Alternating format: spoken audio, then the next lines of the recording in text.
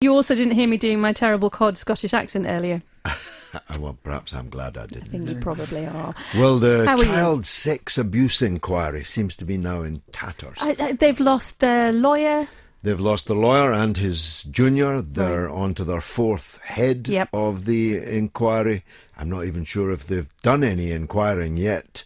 They've been in a state of disarray for as long as this thing has existed. So we'll be talking about that, looking at whether it's going to recover its poise or whether it's going to collapse. Some people, Simon Jenkins in The Guardian today, calling for it to be wound up. Of course, there are people in the establishment would like to see it wound up. But incredibly distressing for those who are waiting to exactly. the outcome of it. I mean, this is adding insult to injury. Are they on the? I forget how many times I've covered it myself. This is the fourth head of inquiry. Fourth head. And I don't know what they're going to do now, because that's the chief counsel and the junior counsel, both also gone. I mean, presumably it takes a while even to read up on these matters. So we'll be talking about that. Talking about Jeremy Corbyn's landslide victory and what that means, what comes next, what happens to the 240,000 people who were purged, plus me, of course. I was purged rather longer ago. Talking about Trump and Hillary after the debates, before the next one. How's that playing out? Is there a real possibility that I'll have to fly and go and live in the South Island of New Zealand, because that'll be the only safe place on the earth, if indeed it is.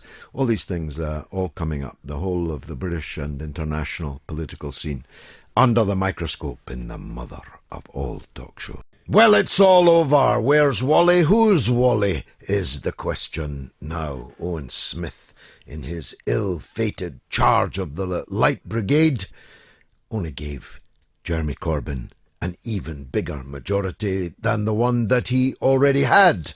And that was with 240,000 people not being allowed to vote for one reason or another.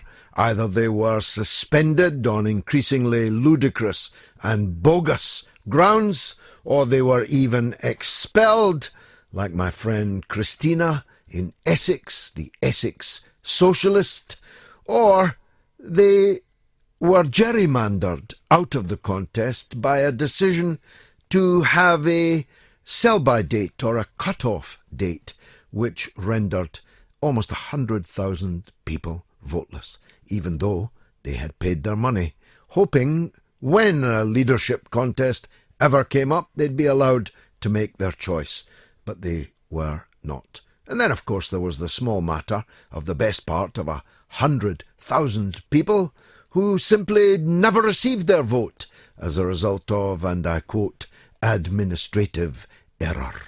Well, you can make your mind up about that. My point is, 240,000, if even they broke on the same terms as those who did vote broke, Jeremy Corbyn would have won 75% of the vote to 25%. Of course, you and I both know that the great majority of those purged intended to vote for Jeremy Corbyn. So as I said here last week in advance, you know, they're lucky I don't do the lottery, because I'd have cleaned up long ago and I probably wouldn't be here on a Friday night.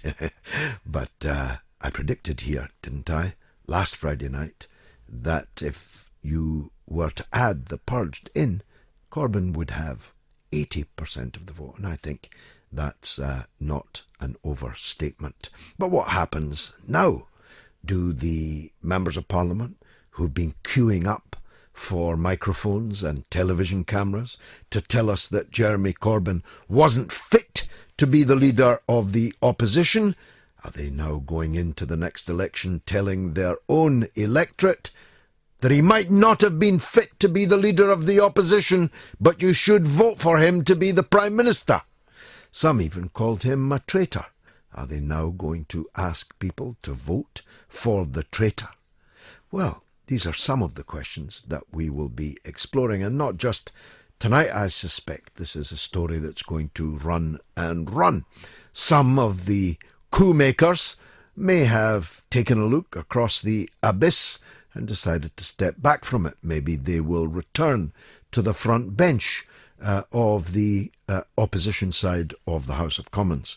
Or maybe they won't. Maybe some of them will continue to sabotage, subvert and slander their own leader, and yet expect automatically to be the Labour candidate in their constituency when the next general election comes. Well, if that happens, then more fool their own constituency members. I'm not sure that they're right, that they're going to get away with it so easily. We'll be talking to a man who's written a book called The Candidate, The Improbable Path to Power of Jeremy Corbyn.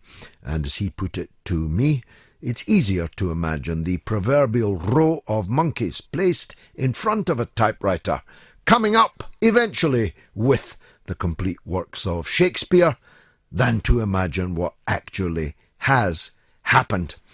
We'll be talking about the child sex inquiry. This disgraceful episode in which huge numbers of people came forward and accused sometimes powerful, sometimes rich and powerful people, as well as people of lesser fame, of sexually abusing them. They've been waiting for an inquiry, but this week the chief counsel to the inquiry, Ben Emerson QC, stepped down from the post of senior counsel after 2 years. He was suspended on Wednesday night amid reports he was about to resign following disagreements with chairwoman Professor Alexis Jay. Now, his departure was announced just hours after his junior counsel colleague Elizabeth Prochaska confirmed that she had also left her role. And Professor Jay is, of course, the fourth person to lead the investigation after Dame Lowell Goddard, Dame Fiona Woolf and Baroness Butler Sloss. So how long is Professor Alexis Jay going to be in place? When are they going to get new counsel to the inquiry? When will there be justice for the people who suffered injury and are now being insulted on top of the injury?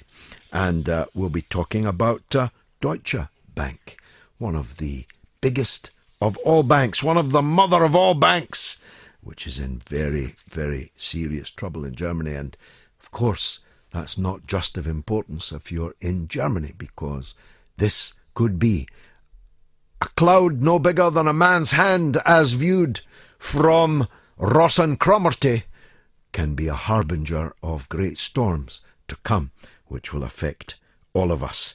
And in the final hour, we'll be talking about Trump, about Clinton, about the debates, and how that has affected the US political landscape.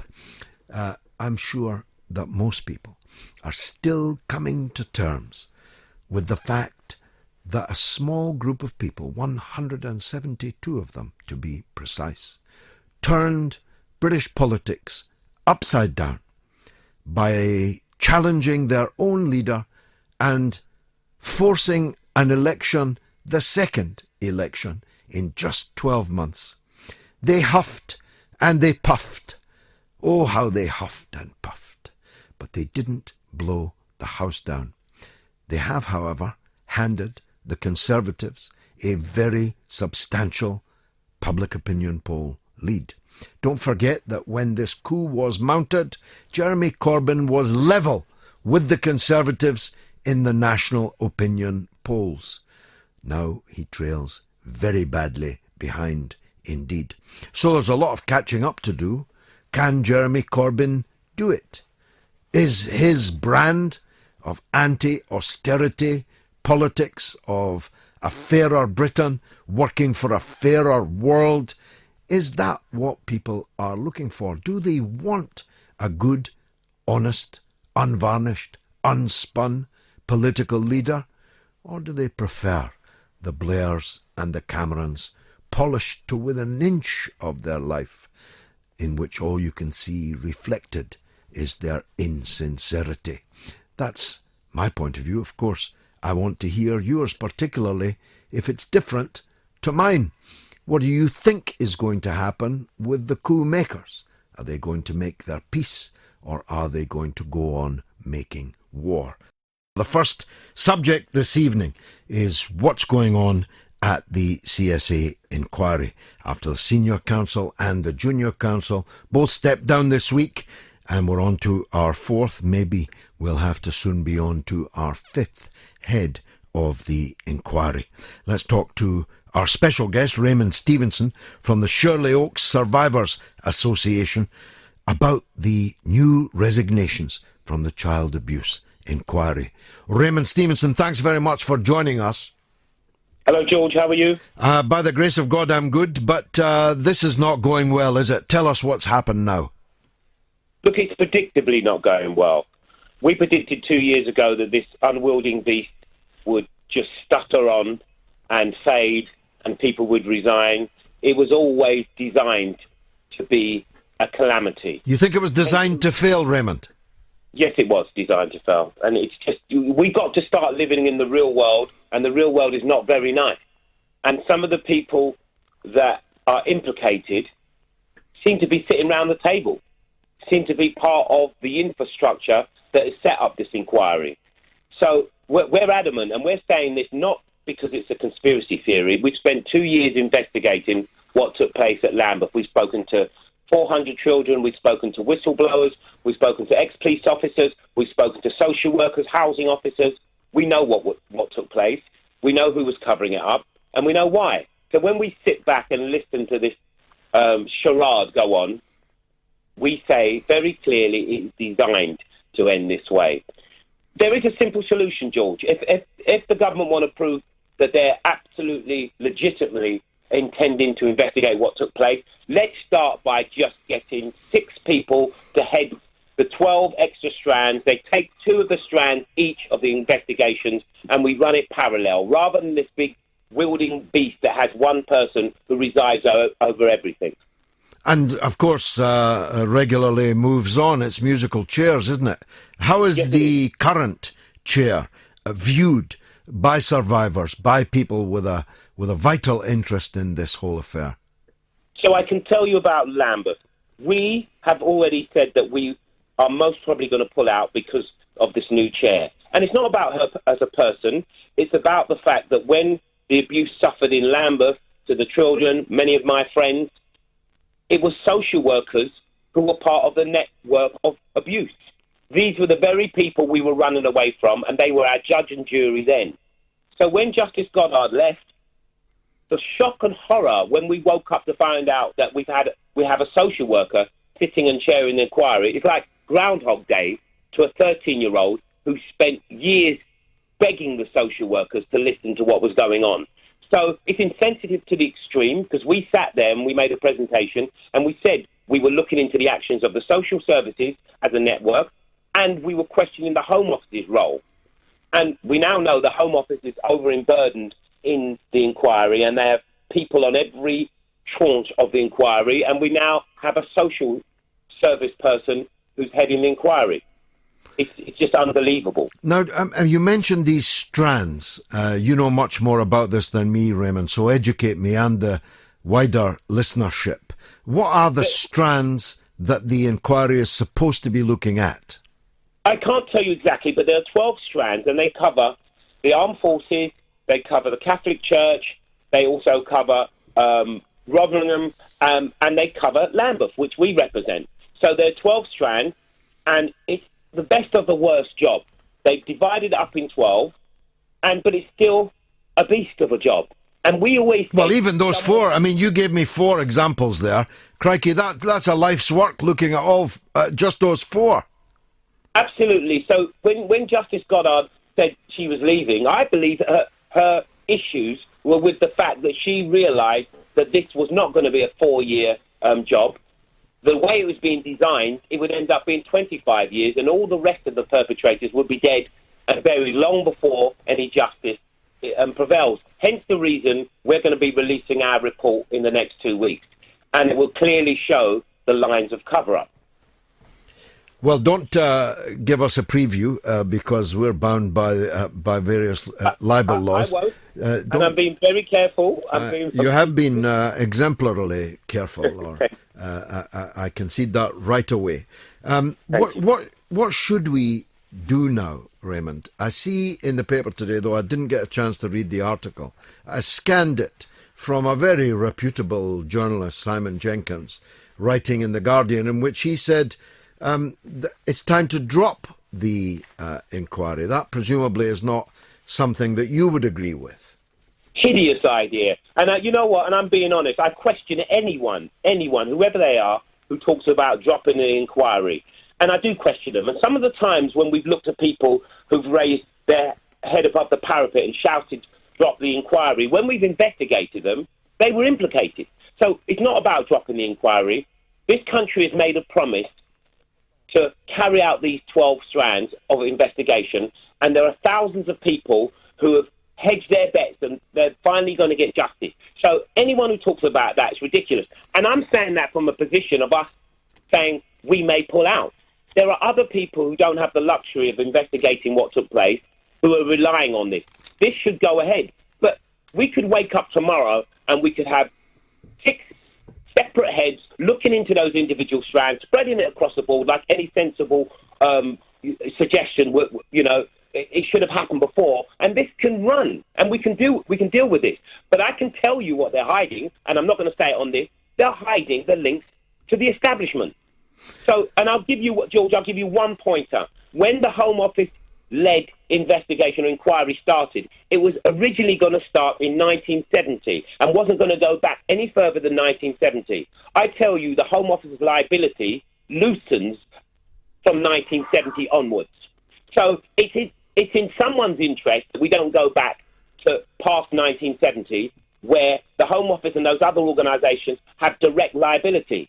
So it feels like clever gerrymandering at this moment in time.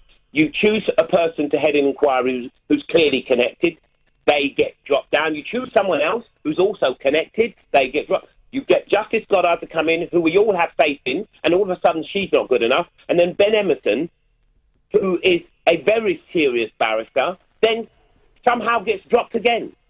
It feels like every time we take 2 steps forward, there's 4 steps backwards.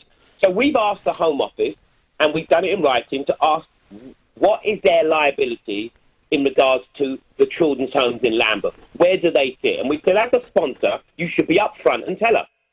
They seem to have trouble being able to tell us what their liability is. Just for the avoidance of doubt, you're not saying, and you would never say, and as I know him, I can certainly say, there's no way that Simon Jenkins is in any way implicated. He made a... No, I'm just saying misguided. You cannot... Misguided, victim, that's fine. As a victim, and definitely Simon's just misguided and panicked by all the choreographed disturbance that's going on.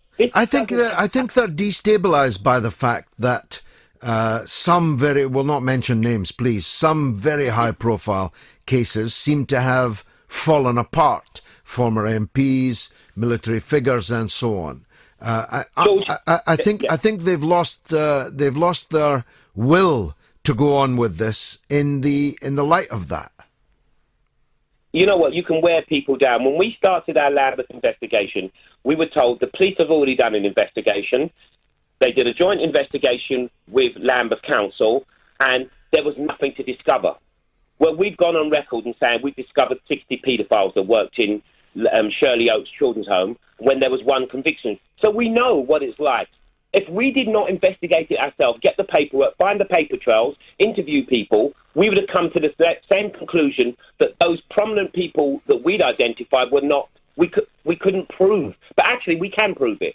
So you have to question the motive of the people who are investigating them. Of course, I understand that entirely. I myself, as a very young child, was a victim of this kind of thing at the hands of a person in a position of trust. He was my school janitor. He was the commanding officer of the Army Cadet Force.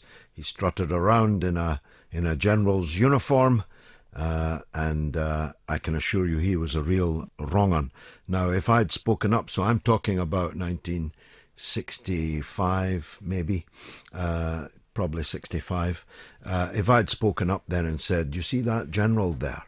He's a paedophile and he is sexually assaulting and abusing young kids, and I'm one of them. Nobody would have believed me. Absolutely nobody would have believed me. I think you're right. But we've got a particular problem. So we're not now even thinking about the perpetrators. We're thinking, who covered it up in 1960? Who inherited that cover-up? Who then covered it up at the... And it's more about not running away from the paedophiles. It's people who know they covered it up, or they shoved the documents back under the table which they inherited. We know that because we see the paper trail. Every police officer that was part of the following investigations decided, because their own officers were implicated, it was too hot to handle. So we're not going to mention any names, but we have the name of those officers. So you can see the paper trail. One commanding officer shouted out recently, 3 weeks ago, that they should cut all the investigations into historical abuse. When we look back, he headed the investigations that let the people down so badly. So he had a vested interest in not going back and looking at his shoddy work. So Raymond, I've got to stop, not because of what you're saying, but because of the hour, because I need to go to a break. But you're a very persuasive and powerful advocate, and I wish you all the best, whatever it is that you decide to do, whether to stay with the abuse inquiry or to branch out and publish and be damned or otherwise. Raymond Stevenson of the Shirley Oaks Survivors Association. We're talking about the child abuse inquiry and the scandal of the continued tumble of heads and resignations of council that have apparently plagued this entire affair right from the very beginning. We're talking about Jeremy Corbyn, the purge of almost 250,000 people, on top of those who actually voted in overwhelming number, 62%, for Jeremy Corbyn. What happens now? Do the damned, the purged, I'm one of them, get back in? Are we reinstated? Or do they stay expelled and suspended, whilst those who have done their best to destroy the Labour leadership continue not only to be inside the Labour Party, but to prosper within it? And we've got some calls, predictably enough, on that. Josh is a new caller. He wants to talk about the fallout of the Labour coup. Josh, welcome. Oh, hey, George, all right. I talked to you a couple of weeks ago about this. Okay, go ahead. Oh, I just think it's all John McTernan being a psycho, really. I think now it's interesting. McDonnell's working. He's got Brown and Miliband's advisors on board, hasn't he? So I just think it was just one old, bitter Blairite advisor just causing 3 months of chaos. No, I don't agree with that. I don't agree that he's psycho. I know him well. Of course, this is very much... Oh, well, I was using a bit of rhetoric, George. You know, you can't be 100% serious all the time. Well, I don't think we should throw... We shouldn't throw words like psycho around. We shouldn't throw psycho around gratuitously. Number two, the idea that all of this has been caused by one person who isn't even a member of Parliament, is clearly entirely wrong. Josh? Philosophy on his 10 years in power that was all one person's fault. I'm sorry? Like, isn't me blaming John McTernan the same as you blaming Tony Blair for everything he did in power? Tony Blair was the Prime Minister, I'll remind you. John McTernan is an ex-advisor. Who led Owen Smith's campaign? No, he didn't lead Owen Smith's campaign, as it happens. He certainly supported it with gusto, that's true. But he didn't lead it, that's not true. Okay, maybe I'm just being irrational. I think you probably are. But not psycho. I would never say that. Let's go on to David in Stirling. Might get a better call from him. Go ahead, David. Hi, George. See, big fan again. You know, I've spoken to you before. Oh, yes, that's right, David, yes. The American Bulldog, yeah. Listen, right, I was listening to that Raymond. I actually had other points to make, but I was listening to Raymond. And I'll tell you something, he's spot on. He was right what he's saying. It's all very suspicious, isn't it? It's all very suspicious that there's not enough investigation going on there, George. I mean, that is unbelievable what's happening to kids. That needs to be totally investigated and sorted out. I mean, it's disgusting. It's a disgrace on society. Well, the British establishment is responsible for much misery in the country and indeed in the wider world. But if they are responsible for even a fraction of that which is now alleged against them in terms of the torture, because it is a kind of torture of our own children. What the kids that went through, eh? Yeah, I mean, we're talking about children in the most vulnerable situation, children in care, children... My son's in care but because he's got special needs, but he can't talk, he can't relate to us, he can't do anything like that. He's in care, and he's 30-year-old, and we've made sure he's in the best home that he can actually be in, you know what I'm saying? Yes, of course. But we're still there watching all the way to see exactly how he's getting looked after. And believe me, he's went through a few homes that they have been vicious towards him, you know what I'm saying? And they try to drug them up just to make them okay, just to make them tolerable, you know what I'm saying? Yeah. So tell me, let's get back to Labour for a minute, David. What do you think's going to happen now? Right, Jeremy Corbyn is my man. He was 100%. He done well with that speech that he made the other day there. That was a very good speech. Right, and everybody seemed to be, apart from that, Khan. Would you call him? Sadiq Khan. Citizen Khan, yes. Did you see him? Yeah, he was looking his face. He was sucking lemons. He was sucking lemons. Yes. Did you see the disdain in his face, George? I did. Everyone's seen it on video, I think. I would just get him right out the way. I would get him right out the picture. Come on in. Well, I'm hoping that everyone will stay together and work together for one end. Well, George, I'll vote for you, pal. If you want to be Scottish leader, I'll be the first one in there for you. Thank you very much. Right now. Thank you. Believe me, you're the man for the job. You know what I'm saying? Thanks, David. God bless you. I really appreciate that. I've got to press on because I'm flooded now with tweets. China says, yeah, there are probably some offenders still lurking around in high places. Ricardo Picasso says the CSA inquiry seeing delay after delay after delay, postponing monstrous truths, a bit like Chilcot all over again. Very well said. Shane O'Malley said, be sure that the child abuse inquiry was set up to fail. Must say it begins to look like that. Adnan says the 99% has a voice. Corbyn is it. The 1% is scared. This isn't how things are meant to go. 21st century socialism is... Who is Owen Smith? Never heard of him.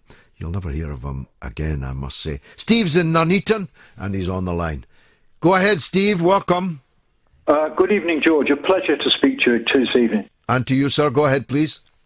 Yeah, I'd like to speak about the media bias, especially during the election coverage and also since, George. Uh-huh. I mean, you had Mar on Sunday was bleating about Labour's debt crisis.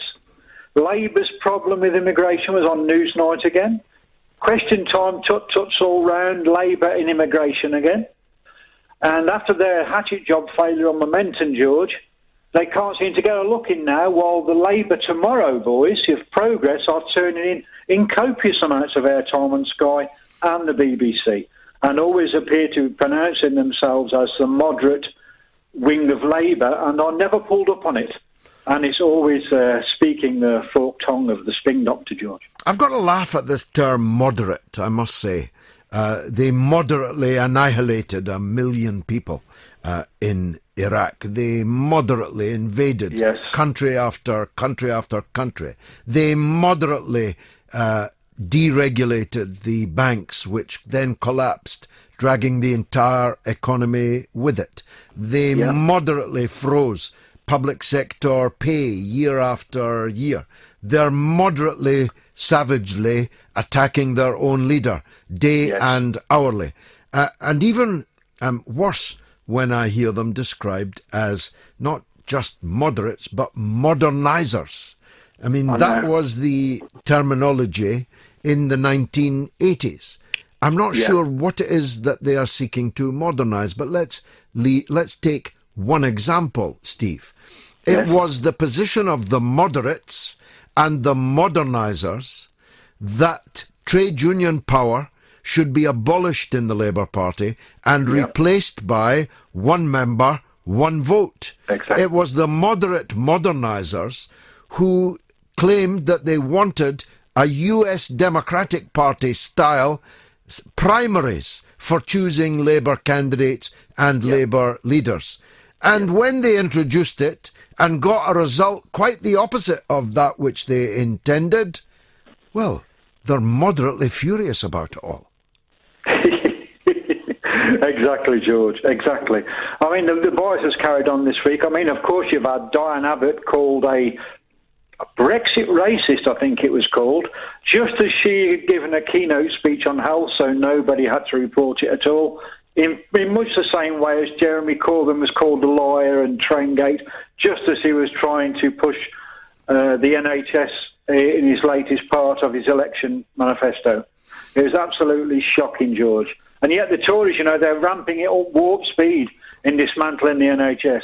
I didn't see Question Time last night. Did you see it? Yes, I did. Yeah. I'm told it was another bear garden, a bit like my setup at Hendon. Question Time. Was it as bad as that? Well, if you can imagine the Question Time with John McDonnell, where they all sort of rounded on him, it was pretty much the same about Labour on that one, because it was in Boston, Lincolnshire, where they've had a problem with immigration. And this is what I was saying to you, George, on QT, it was all about Labour's problem with immigration. Yeah. You wouldn't think the Tories have been in for the last 6 years, and they said they were going to bring immigration down to the tens of thousands. In fact, it's hundreds of thousands. Steve, thanks for the call, my friend. You can tweet, as Ricardo has done. Corbyn and the Labour membership must lead by example. Don't give the MPs any more reason to damage Labour. I'm not sure they needed any reason, to be honest. Let's take one of these calls now. They're all coming in thick and fast. Let's hear from Ryan in Glasgow, my old stamping ground. Ryan, welcome. How you doing, George? All right? I'm good. Thanks for calling. Turn your radio down, would you please, because we're getting feedback. Sorry. There you go. Okay, Paul, go ahead. Yeah, no problem. Just here to talk about the state of Scottish Labour. It's an absolute shambles up here, honestly. Well, it's not going well, is it? They've ended up in third place behind the Conservatives. When I left, they were completely dominant. Yeah, they were, exactly. And I think the thing is, if you thought 10 years ago that Scottish Labour were more toxic than the Tories, folk think you're having a laugh. Well, if somebody had told me that Scottish Labour... I mean, when I was the chairman of the Labour Party in Scotland at the age of 26, Labour was effectively in absolute control of parliamentary seats and almost all local authorities. They were the power in the land. If you'd said that to me then, that within 30 years, that Scottish Labour will be behind the Conservatives and both of them would be miles behind the SNP, I would have thought you were crazy.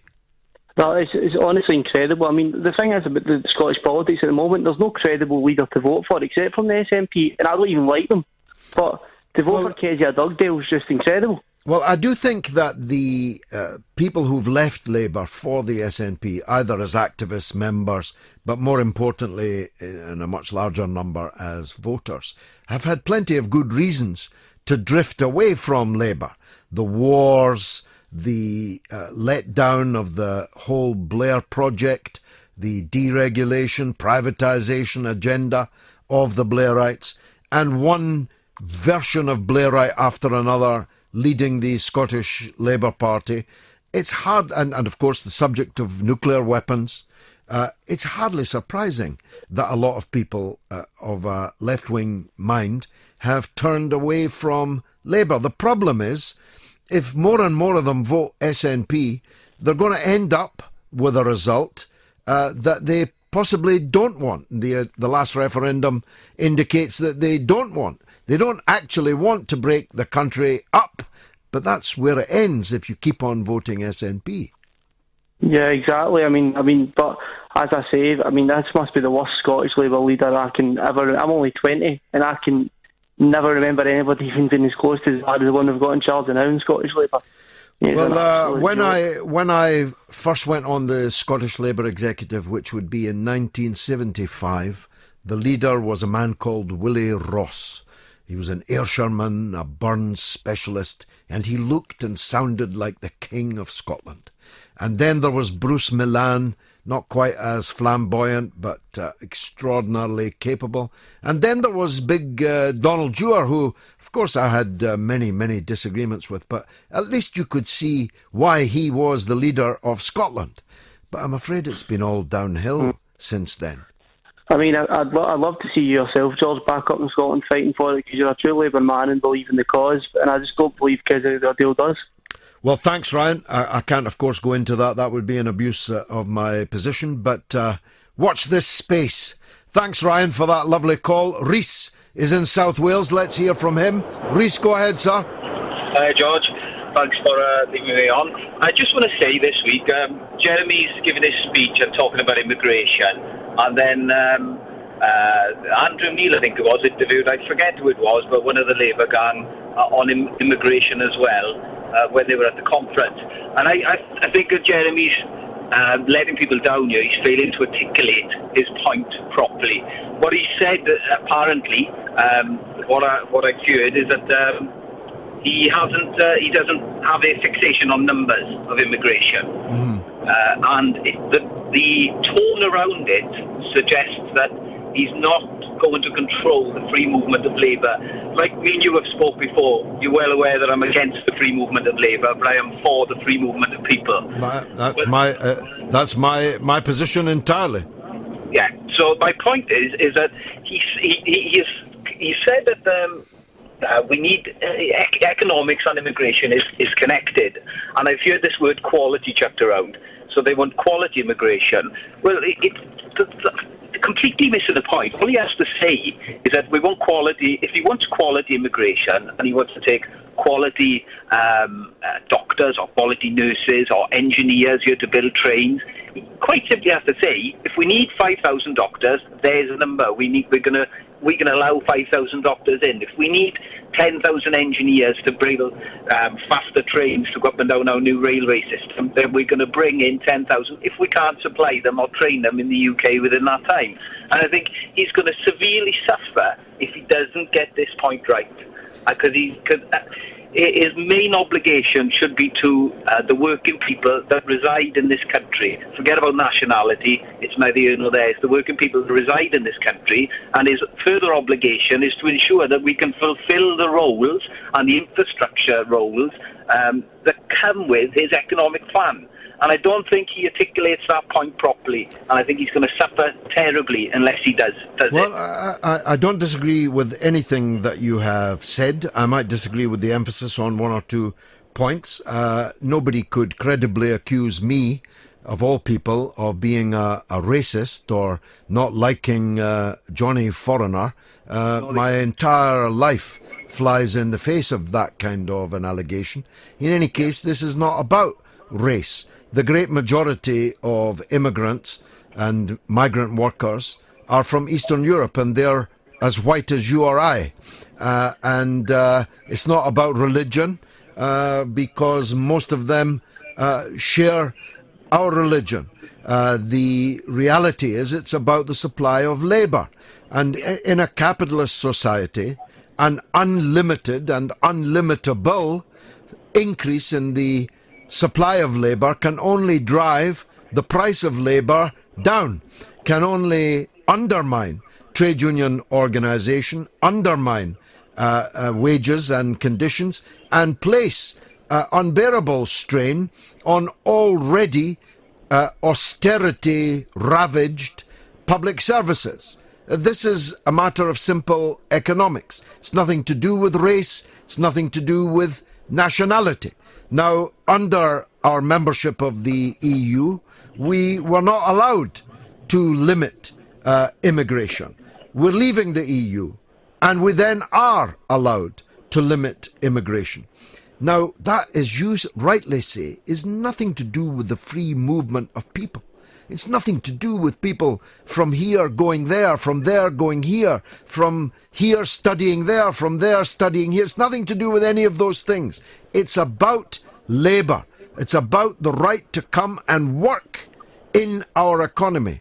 Now, if we had a socialist economy, do you think we'd have free movement of labour? Of course we wouldn't, because we would have to defend our wages and conditions and our economic plan. Immigration should be planned just like all other aspects of the economy should be planned.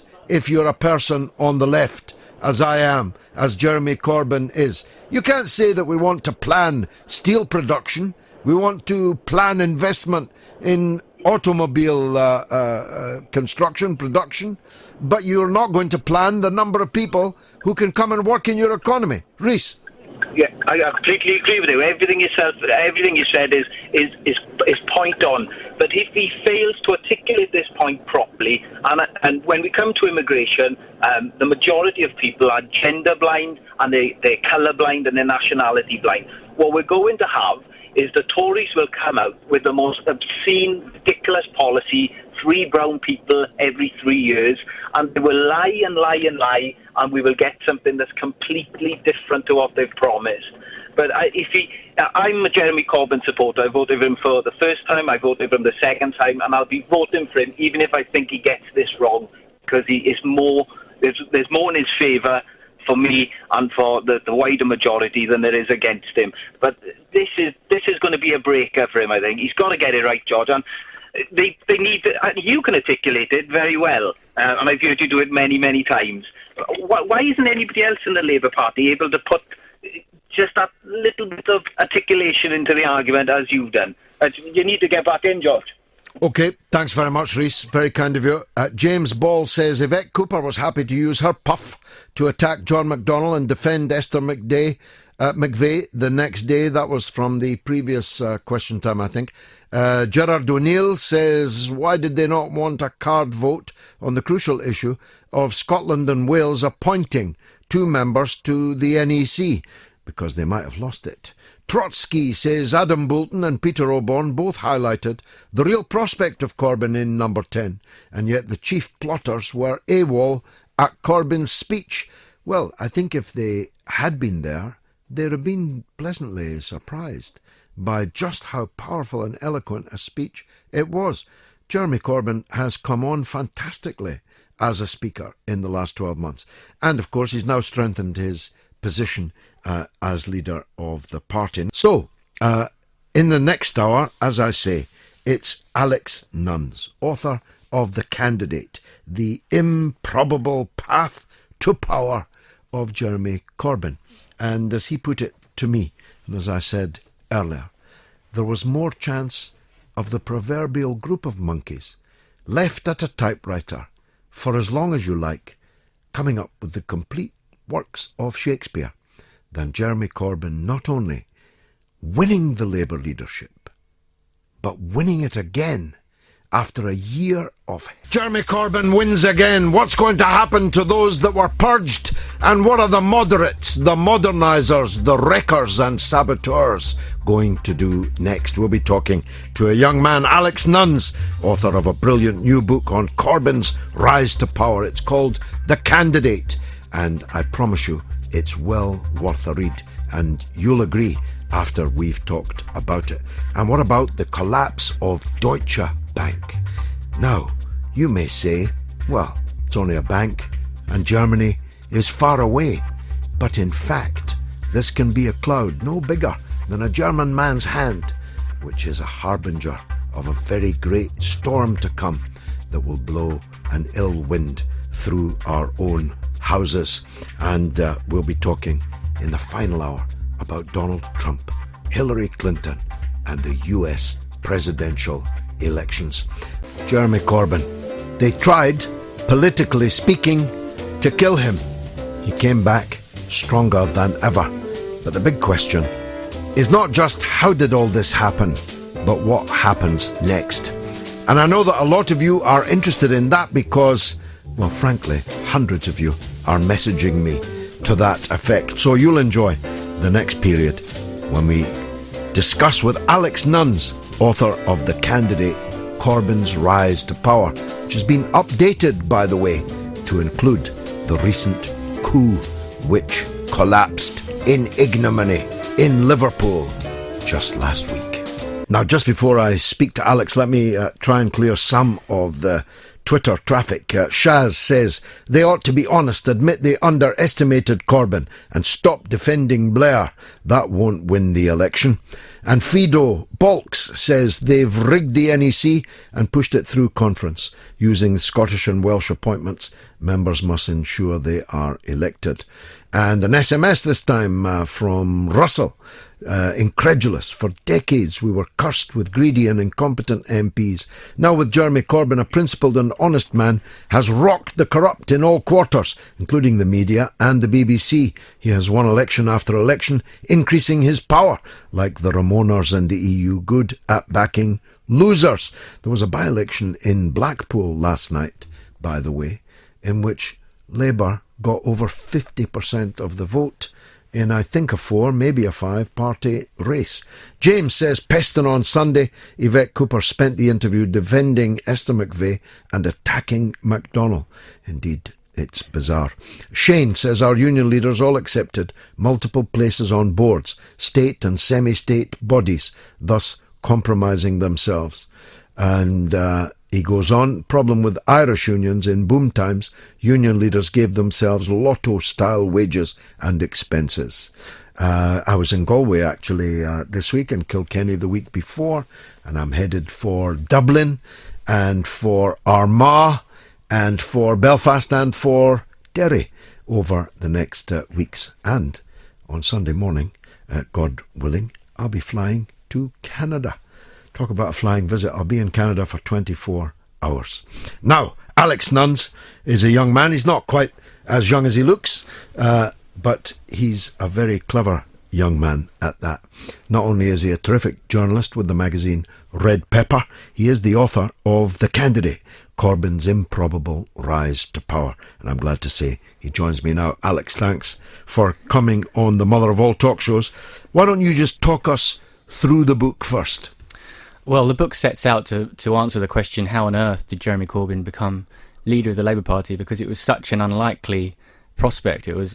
Nobody more so than Jeremy Corbyn doubted that he could become leader of the Labour Party because it was so improbable. I'll tell you what, before he got the nominations to get into the race, he has to talk to me at the TUC in Great Russell Street, and he said, am I doing the right thing? And I said to him, you are doing the right thing. You've got nothing to lose. Potentially you've got everything to gain. If you get on the ballot, I think you'll do really very well. I think they're completely underestimating that. I did add the caveat, that's probably why you won't get enough nominations to get on the ballot. But of course, he did, with seconds to spare and only exactly the right number. Go on. Well, there was actually a debate. I mean, you were on one side of that debate, and there were other people like John Landsman on the same side. But John McDonnell, for example, the current Shadow Chancellor, he was very sceptical. He thought that they wouldn't get on the ballot, and there was no point in trying because to march people up to the top of the hill and then disappoint them would be crushing. Owen Jones, the writer, had the same opinion, said that the left would be crushed if it stood. So it wasn't clear. You say he had nothing to lose, and I happen to agree with you, but there were a lot of people on the left who didn't think that way. But he still went for it, and as you say, the biggest hurdle was getting on the ballot because that was the area of the contest that the MPs still controlled. A candidate had to have 15% of the PLP back him in order to be on the ballot, which was seen as too high for the left of the Labour Party. John McDonnell had tried in 2007, 2010, failed to get enough nominations. Michael Meacher in 2007 failed to get enough nominations. So that was their big veto. And I think one of the ironies of Corbyn's rise is that he really only got those 30... We got 36 nominations, actually. He needed 35. He really only got those 36 nominations because the PLP perceived him as no threat. You know, they thought he was such a nice man, such a mild-mannered man. He couldn't take them down. And so they allowed him to get onto the ballot, and obviously they later regretted it. He is a nice man, and he is a mild-mannered man, and probably only he could have got 36 nominations. Others, some of whom you've mentioned, probably couldn't have got that 36 nominations. There are others who describe themselves now as morons for having done so, just wanted to be seen to facilitate the maximum breadth of candidates. Some others, Sadiq Khan, for example, sought to ingratiate himself with Corbyn and his supporters so that they would ask their supporters to nominate him for the Labour nomination for London Mayor. So there were many different things in play, but he got the nominations. What happened next? Well, as soon as he got out to the membership, as soon as it got out from the kind of stuffy corridors of Westminster out into the real world where real politics was happening, the Corbyn the campaign team that Corbyn put together was immediately astonished by the level of support he had. I mean, he went on the big anti-austerity demonstration, People's Assembly demonstration, 5 days after he got on the ballot. That was, I think, 250,000 people on the streets. Corbyn made a speech there. They were giving out leaflets saying pay £3 to have a vote in the leadership contest, and saying to people, if everybody on this demonstration wins, he could become leader of the Labour Party, which seemed outrageous and completely unlikely at the time, but that's what happened. But it wasn't just those people on the anti-austerity march, it was also Labour Party members. As soon as the Corbyn team started phoning up Labour Party members, canvassing them, who are you going to vote for, they found that they were in the lead. And this was before the press had covered Corbyn at all. Most of the population had no idea who Jeremy Corbyn was. And members were telling phone canvassers, yes, we're going to vote for Jeremy Corbyn, to the extent that the team thought it was too good to be true. And John Landsman, who was in charge of that side of the campaign, didn't even tell Jeremy Corbyn because he thought it was so, implausible, and also he thought it would scare him. So this was extraordinary. Then in the nominations of the constituency Labour parties, local parties, they all have to nominate who they want to lead the party. It has no significance in the final vote, but it's an indication of support and momentum and so on.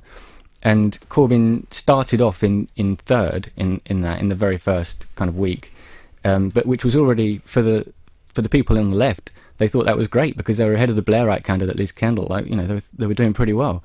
And then they quickly moved into second ahead of Yvette Cooper. Andy Burnham was in the lead, and I think it was a month into the contest they overtook Andy Burnham, went into the lead in CLP nominations, which was uncharted territory for the left.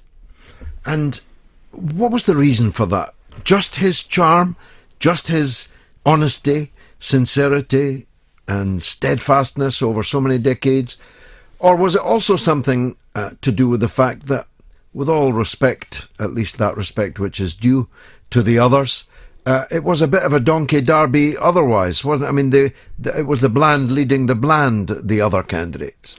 I think so, and I think that says a lot about the composition of the PLP. I think it became progressively more kind of mediocre, the quality of the MPs, of the Labour MPs, which is why I find the current debate about electing the shadow cabinet quite funny, because the new ones who have come in, they seem pretty good, pretty feisty. The old ones, they lost 2 elections. They were never that great. I don't know why. They seem to have an overinflated view of themselves. But I think that was a consequence of the Blair era, because in the Blair era, the way Labour selected its parliamentary candidates, who was going to become an MP, was so tightly monitored and controlled by Number 10 and by the Labour Party machine, that it ended up prizing conformity over talent, essentially. So you got a load of people who would agree with Blair, who would vote for wars, but wouldn't rock the boat. And they're not the kind of people. They didn't build themselves up as independent politicians. They didn't have that strength of vision at their own particular political standpoint. So I think that explains why Corbyn's opponents were widely seen as not the best. Yeah, I mean, maybe donkey derby's a bit harsh. They were worthy but dull. Is probably a fairer way of putting it. Andy Burnham, I always thought had a bit of class about him. I think he was the best of the others.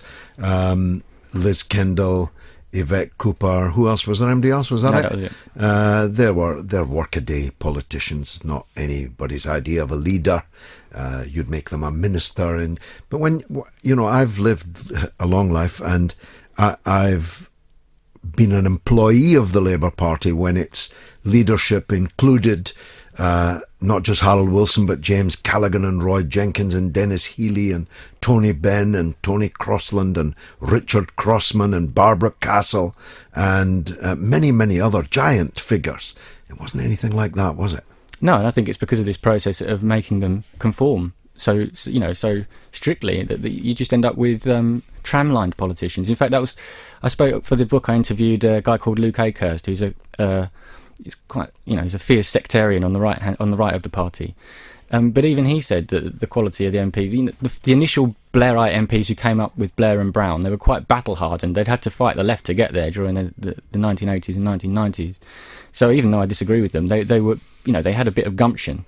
Whereas the next generation, they tended to be people who had gone to university, become special advisors, gone through the networks of progress. They were handed political Yeah, they didn't have office. to fight for it, yeah. No, that's a fact. Now, so he's then beginning to pick up steam, and then the media get wind of this, and what is unleashed is the mother of all gales of abuse.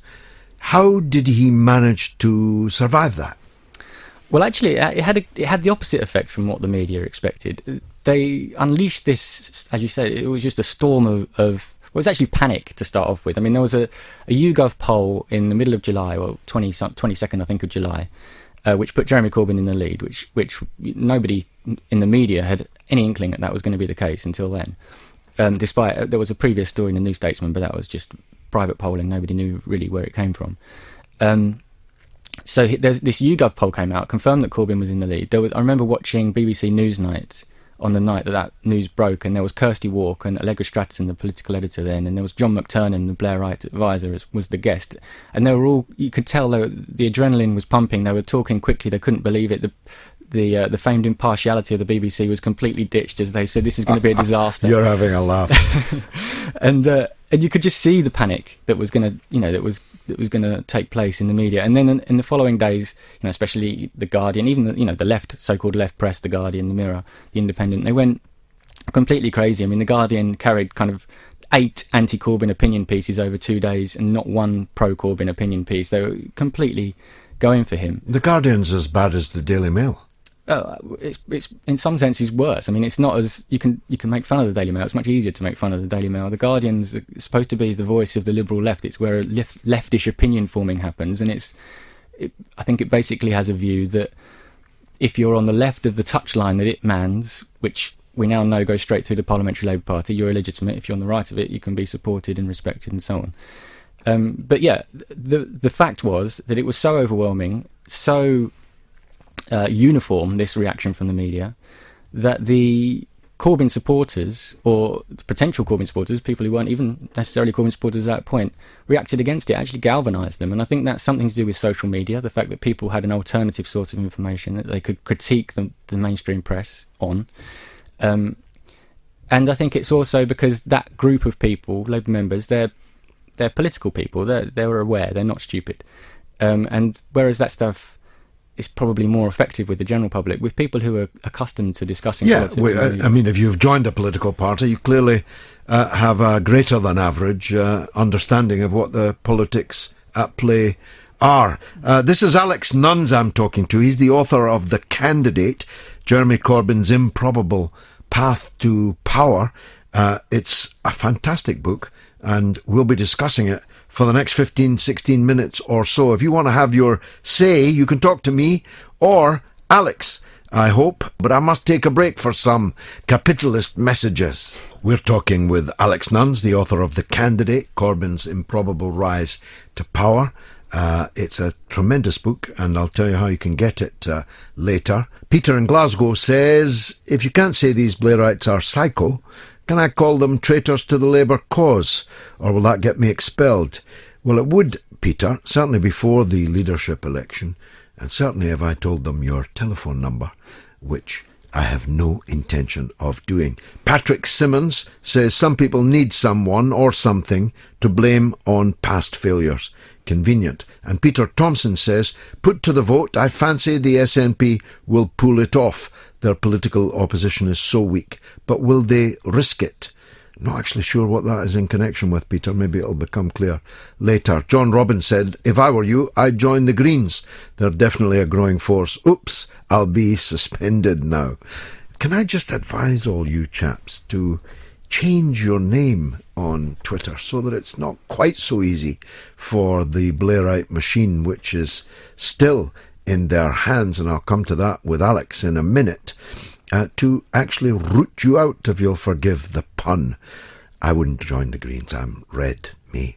Luby Lou says, but the biggest laugh of all, George, was Blair becoming peace envoy for the Middle East. Indeed. People will read again. How, George, your accurate assessment of the economy was refreshing.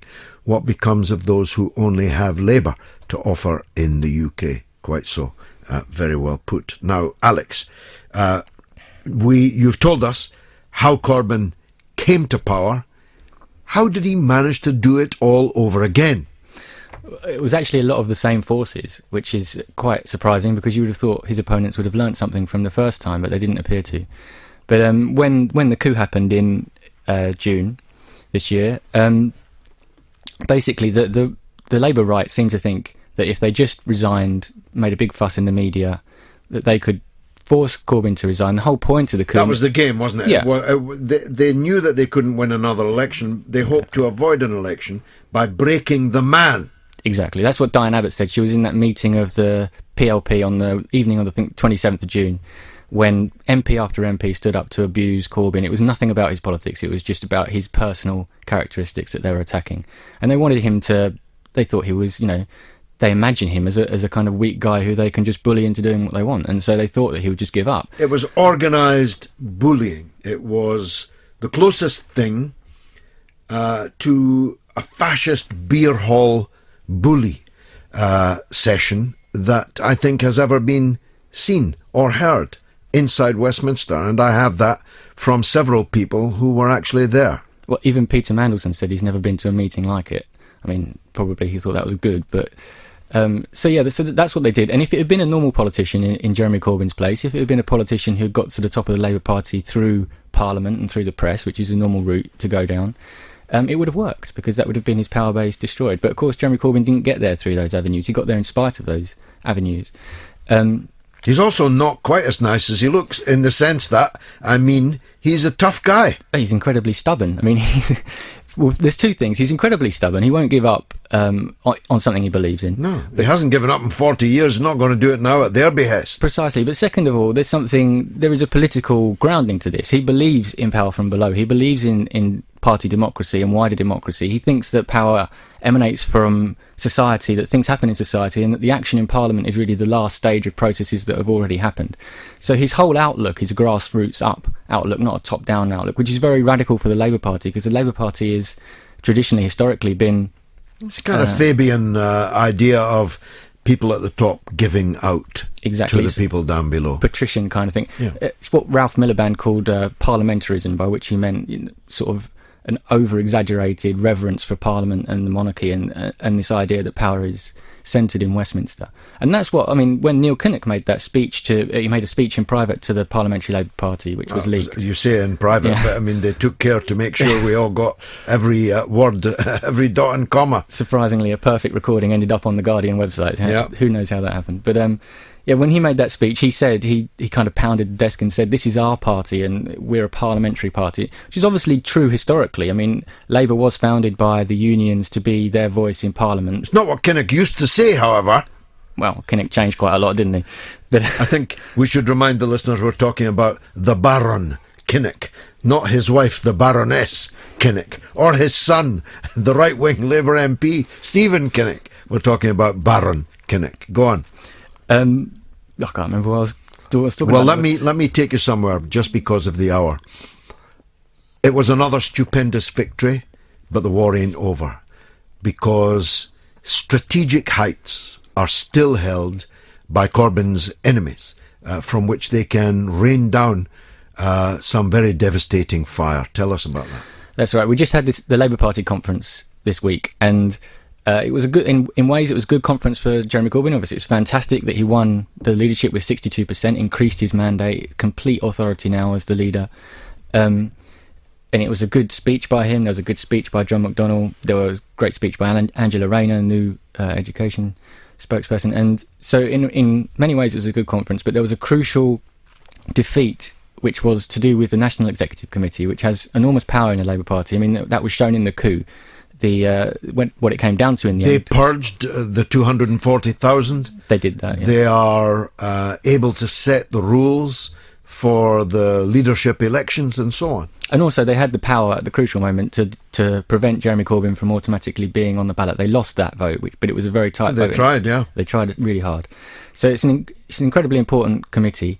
And over the summer, there were, as well as Jeremy Corbyn's election, there was an internal election in the Labour Party for committee members of the National Executive Committee, and Corbyn supporters, Momentum people, won all 6 seats that were up for grabs, which would have given Corbyn a majority. And in response, the National Executive Committee, still the old National Executive, with an slight anti-Corbyn majority, decided to expand itself by 2 to just completely to obviate the fact that these new pro-Corbyn delegates have been elected. And they did that by allowing the Scottish and the Welsh a representative on the NEC, which doesn't sound too bad. Scottish and Welsh leaders. Yeah, they made it the leaders, or somebody appointed by the leaders. And so, whereas Corbyn was saying it's okay, but the Scottish and Welsh members should vote who their representative is. So basically, they've managed to get a situation where the National Executive has still got an anti-Corbyn majority. They got that through conference, through some very, very dodgy chicanery and some old style chicanery, yes. Skullduggery. Yeah, there was some real tension and hostility and anger on the conference floor. People realised they were being stitched up as it was going on. Basically, there was this... They did a show of hands and people thought it was 50-50, demanded that there be a card vote so that they could count whether it was 50-50 or not. But the person who was chairing the session refused to have a card vote, just said that they'd won. And there was a lot of anger about that. But that was a big victory because, I mean, Corbyn's project is to democratise the Labour Party, to open it up, to allow members to set policy and to have more of a say in the way the party's run. And if he hasn't got the National Executive Committee, it becomes very difficult to get that stuff through. And I think what we've seen, the 9 months that Corbyn was in power, if you can call it power, in the Labour Party, a lot of people got frustrated, even supporters got frustrated, saying it's not moving fast enough, there's not enough happening, there's not enough policy.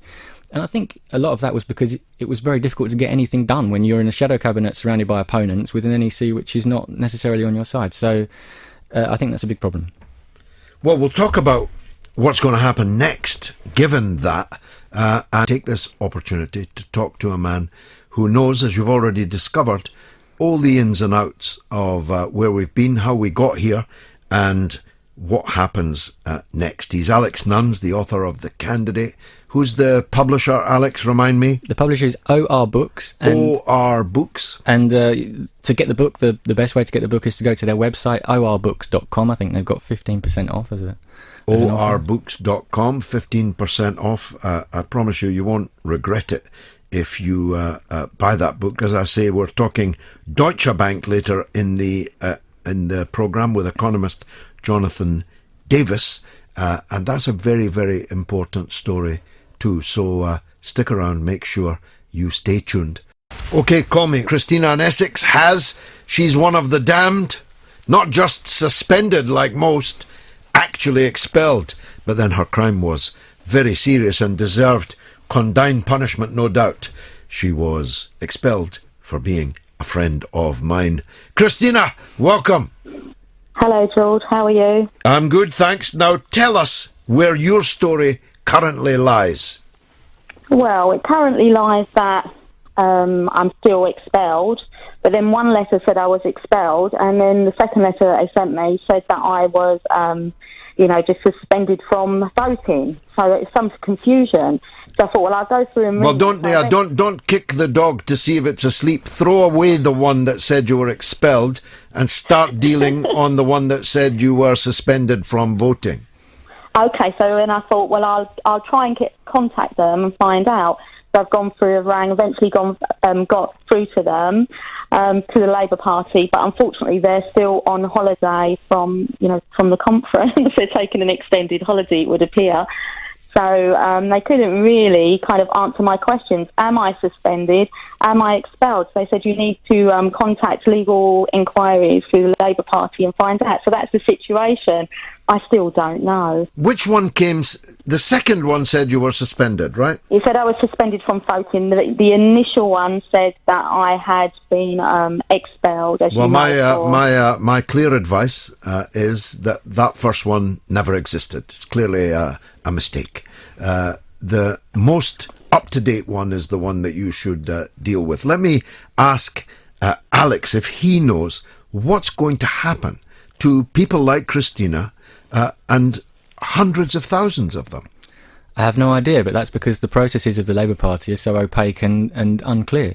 And one of the good things about the Shami Chakrabarti report, which she did with the anti-Semitism furore, her recommendations were that the processes by which people are suspended have to be clear. They have to know what they're accused of. They have to be able to defend themselves. It has to be just normal, justice, which the Labour Party doesn't have at the moment. And the sooner they have that, the better, because obviously it's completely unacceptable if people have paid money to a party, they're suspended and not told why, and they don't know what to do about it. Yeah, and they can't reach anyone because they're all on holiday. But I'm right in saying, amn't I, that the ultimate arbiter, beyond the ultimate recourse to the courts, which of course is open to everybody, has been tried already with mixed success, but leaving aside the courts, the ultimate arbiter is this National Executive Committee that, as you described, is now back in the hands of Jeremy Corbyn's enemies. I mean, there's a subcommittee of that committee called the National Constitutional Committee. I think is that not the body that takes the actual decisions? Well, the elections to that didn't go well either. No, they didn't. So yeah, I mean, you're right. It's a big block, but they can't keep all these people suspended. It's too many. There are too many cases where people could go to court and could probably do quite well. So I think they'll have to have some kind of process. They might just leave it at thee and me, Christina. They might just let everybody else back in, bar us.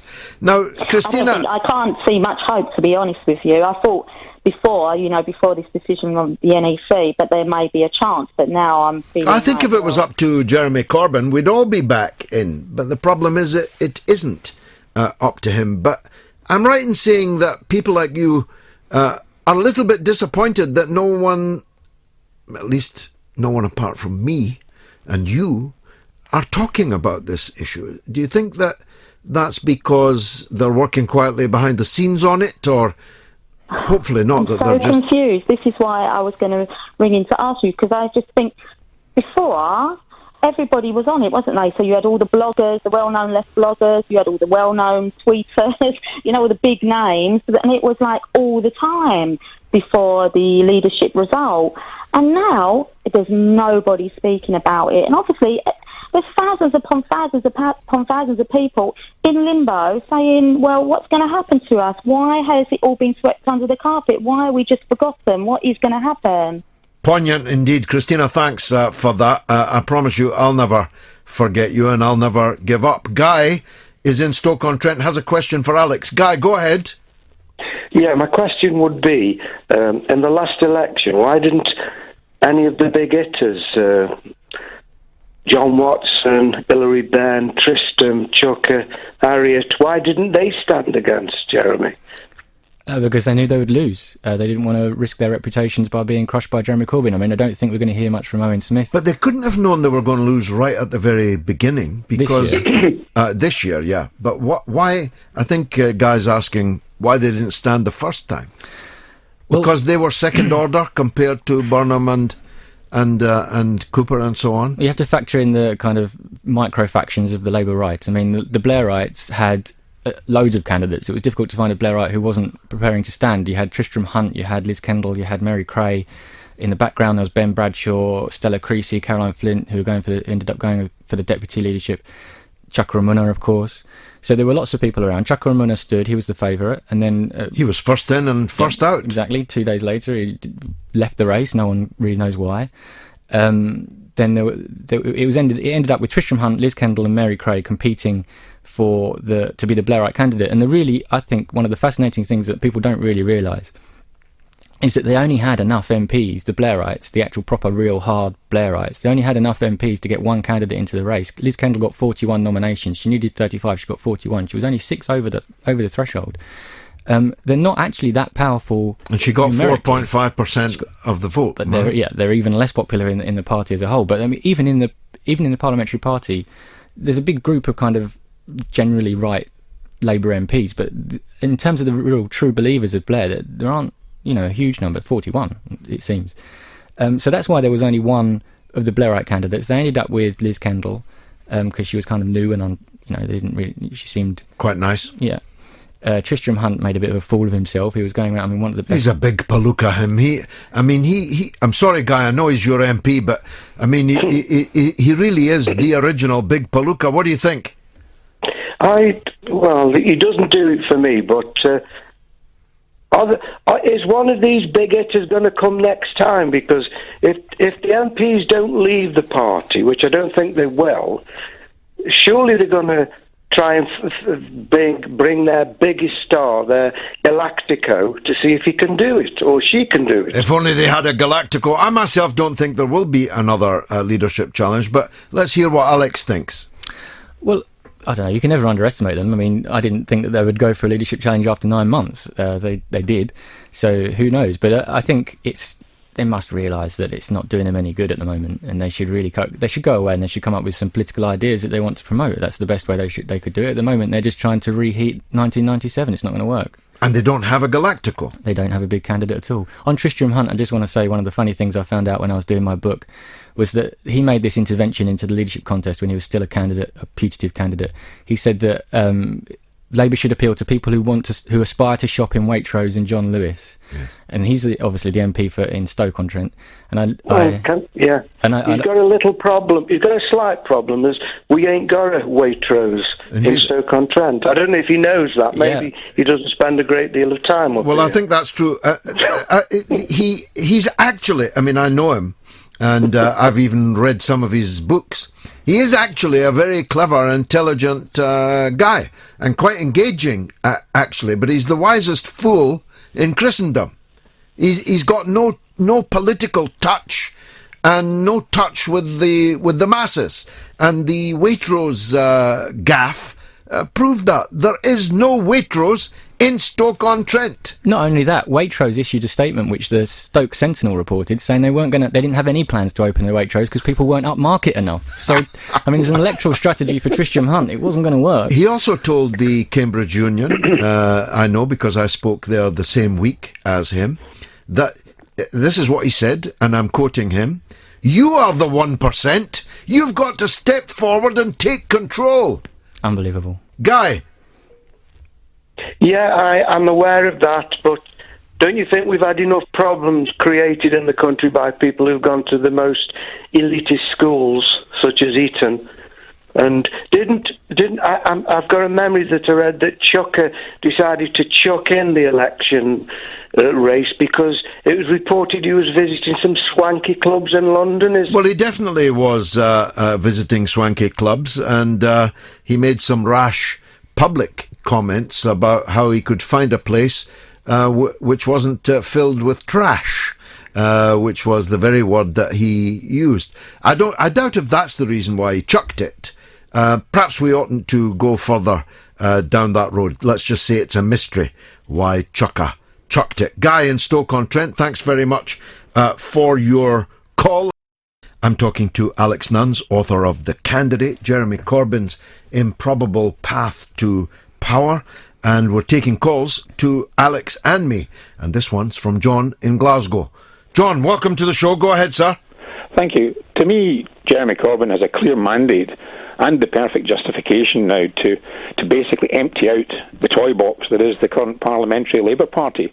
Not only do the vast majority of the Parliamentary Party willfully ignore what the party membership want, they also, most of these people have, as currently in constituencies where the vast majority of their constituents voted to leave the European Union, and they wish to ignore that as well.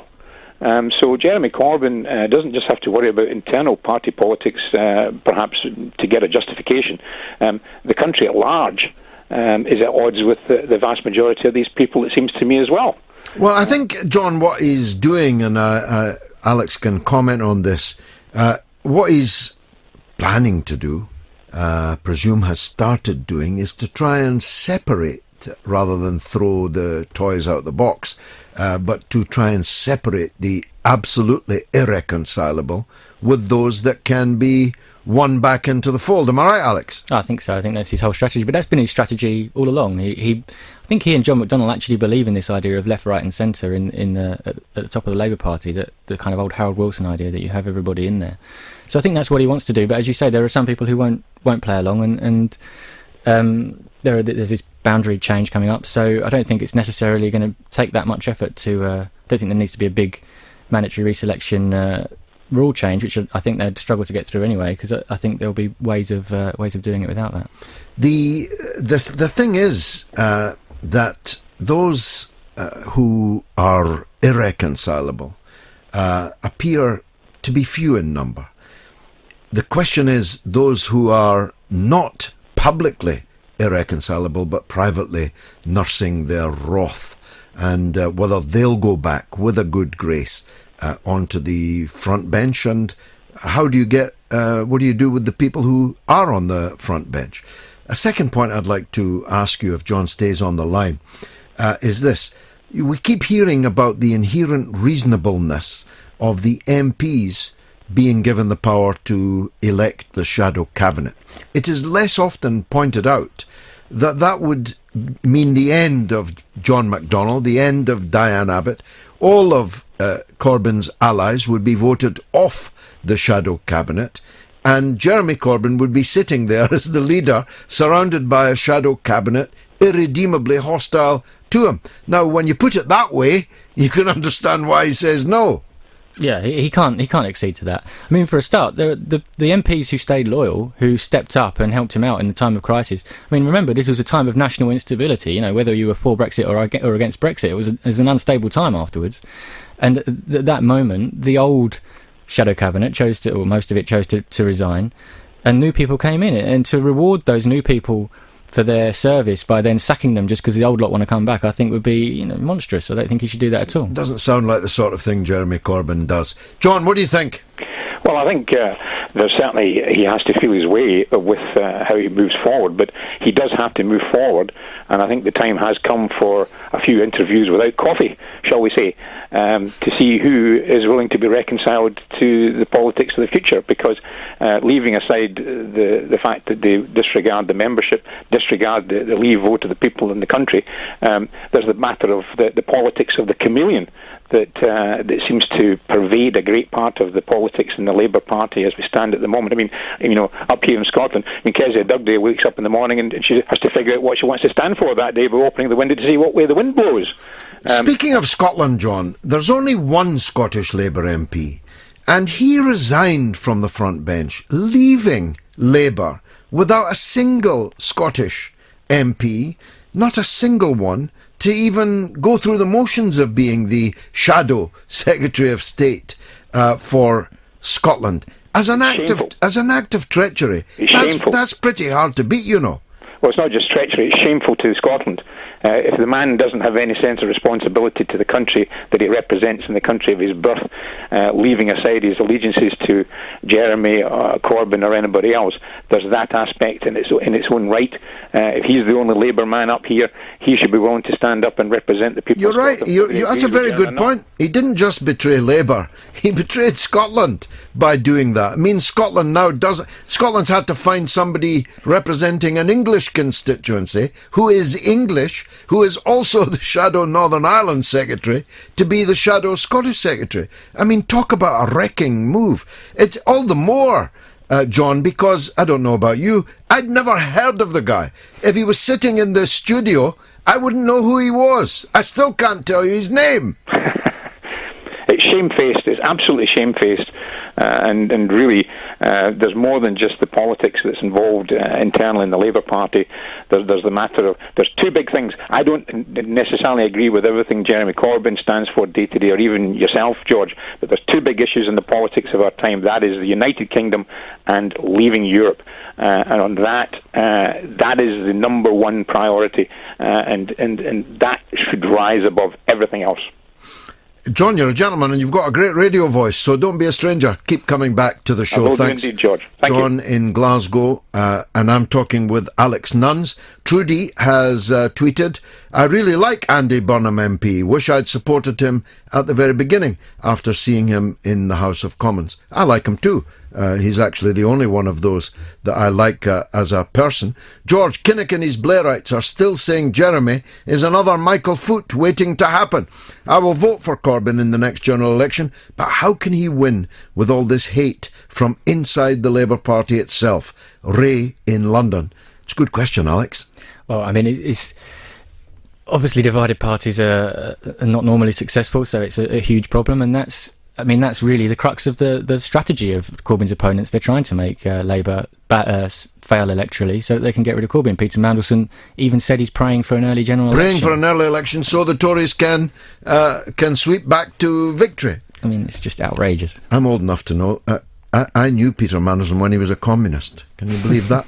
Buster Guff says, unless we take on the private banks, then the status quo will prevail. Balder the Brave says, why won't the Blairites just start a new party? What's stopping them? Is it finance? I would have thought that was the last thing that would stop them. Please help. Well, Alex, why don't they? I mean, or might they at some stage? I've never thought they will, for one simple reason: they're not good enough. They haven't got the candidates. They haven't got the when Roy Jenkins, Shelley Williams, Bill Rogers and David Owen, the Gang of Four, they were very big figures. Exactly. Everybody knew who they were. They were famous. Who have the Blairites got who's famous? They haven't really got, and maybe Chuka Umunna, but probably most people don't know who he is either. No, they don't know. I mean, he does have some je ne sais quoi. He does have a bit of star quality, in my view. Has a bit of charisma. He's a fine-looking man and all that, and he can talk. But he doesn't actually stand for anything. In fact, he stands now for something quite different to what he stood for when he came into Parliament. Yeah, he was an Ed Miliband supporter in 2010, and he's suddenly become a Blairite when Blairism's on the wane, which is interesting political strategy. But I think it's more than just the personalities. I think that they don't have the political project to do anymore. They're still trying to do the 1990s. It's the context has changed completely, but they're stuck in a kind of dogma where they want to go back and repeat the same formulas, and I don't think that they've got that, and I don't think they've got the organisational capacity to build a new party, which is a really hard thing to do, especially in the UK with first past the post. So I can't see them doing it for those reasons. Jimmy's got a question up in Manchester. Jimmy, welcome to the show. Go ahead. Hiya, George. Thanks very much. It's just a quick one. I just from when we're going back to June with the Brexit. Yeah. And people were saying that Jeremy had sort of wasn't really an out campaign, but to sort of appease and go with Hillary Benn, he said, we'll stay. I was wondering why he didn't go with his courage of his conviction, really. If that was his conviction, I don't know. I wouldn't say that. I mean, I don't think there are many people around who know him better than I do. He has always been against the European Union, not against Europe, of course, but against the kind of European Union that we have. But he took the view, first of all, that he was the leader of the Labour Party, and the Labour Party and the unions had a very clear pro-EU position, though there was an honourable minority within. And secondly, that a Tory-led Brexit would lead to very severe setbacks for working class people. So he did work harder than anybody else in the Labour Party to deliver a Remain vote. He actually delivered one in huge numbers in his own area, whereas all the people now blaming him for the Brexit vote, their own constituents voted overwhelmingly to leave. Jimmy? George, absolutely. I'm totally with you there, because, I mean, everybody else was getting the blame. Apparently it was all on Jeremy. I mean, Cameron dived out there as if he was had nothing to do with it, and he was left to sort of take the blame. Well, I mean, I just don't think there's any case for blaming Jeremy Corbyn for Brexit. Alex? Well, there's not. There's psephologist John Curtis, who's probably the preeminent psephologist. He's done an analysis and he's come to the conclusion that there's no evidence that Jeremy Corbyn, was to blame for Brexit. The idea that just because he wasn't enthusiastic enough on TV, 1 million people changed their vote the other way, I think has always been preposterous. And there are lots of Labour MPs. He would have looked like a total hypocrite if he'd been enthusiastic. Yeah. He gave the EU 7.5 out of 10. Frankly, that was exceedingly generous. I would have given it 3.5. Yeah. So, I mean, how they can blame him is beyond me. Also, he did 123 media appearances, which was more than the rest of the Shadow Cabinet put together. Alan Johnson, the man running... He was in charge of it. He did 19 media appearances, and it was his job. It's just unbelievable. Jimmy, do you agree? Absolutely, George. You've cleared it right up for me. I would just... No doubt in my mind, Jeremy, he's the man. He's the man.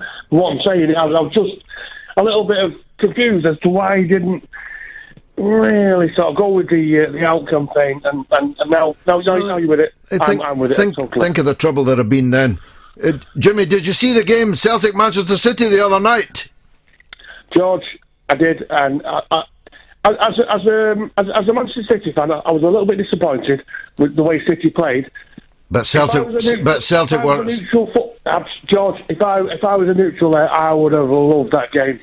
Fantastic game of football. I was very proud of them. A comeback after a 7... There were loads of lads that was up there, and the atmosphere is electric, Absolutely. Amazing, and every single one of them has said that's the best away game for atmosphere they've ever been to. Thanks, Jimmy. I appreciate that. Hail, hail. Now, Maverick says, I just don't get it. Let Jezza pick his team. Well, I think that's going to have to happen.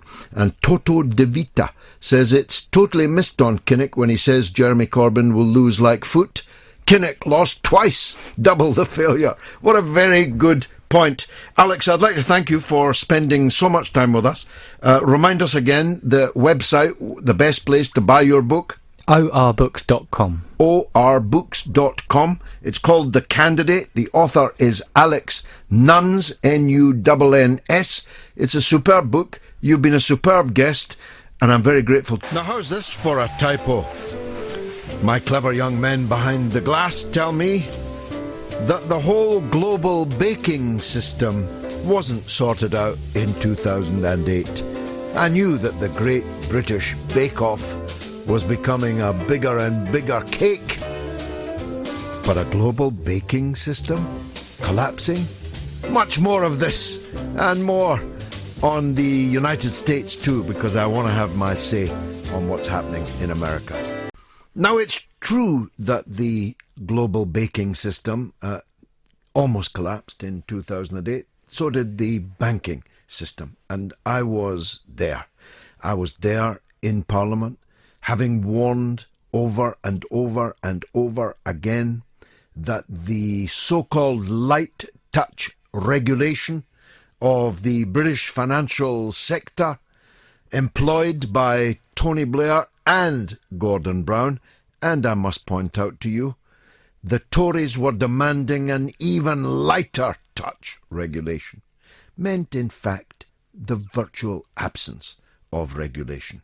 Banks were falling over themselves to get business into London because they knew that it would be more loosely regulated here. The taxation system became more or less voluntary for the biggest corporations. And the whole world now knows, or perhaps doesn't know well enough, that these very same lightly regulated financial institutions brought the entire country down. There are people, millions of them, in this country that have not had a salary increase, a wage or salary increase in 8 years. A pay freeze for 8 years. Real wages in Britain are lower than they were in 2008. The longest period of negative wage growth in modern British history.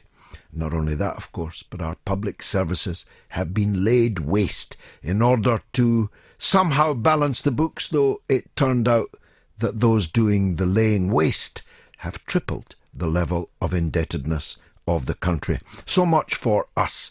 We always imagine that the German economy is a model of Teutonic efficiency, muscular, robust capitalism, a kind of model which, if only we could follow, would take us out of the woods.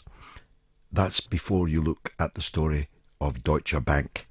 It is the case that Deutsche Bank will have to be bailed out, but the government will be disinclined to bail out lesser banks than Deutsche Bank.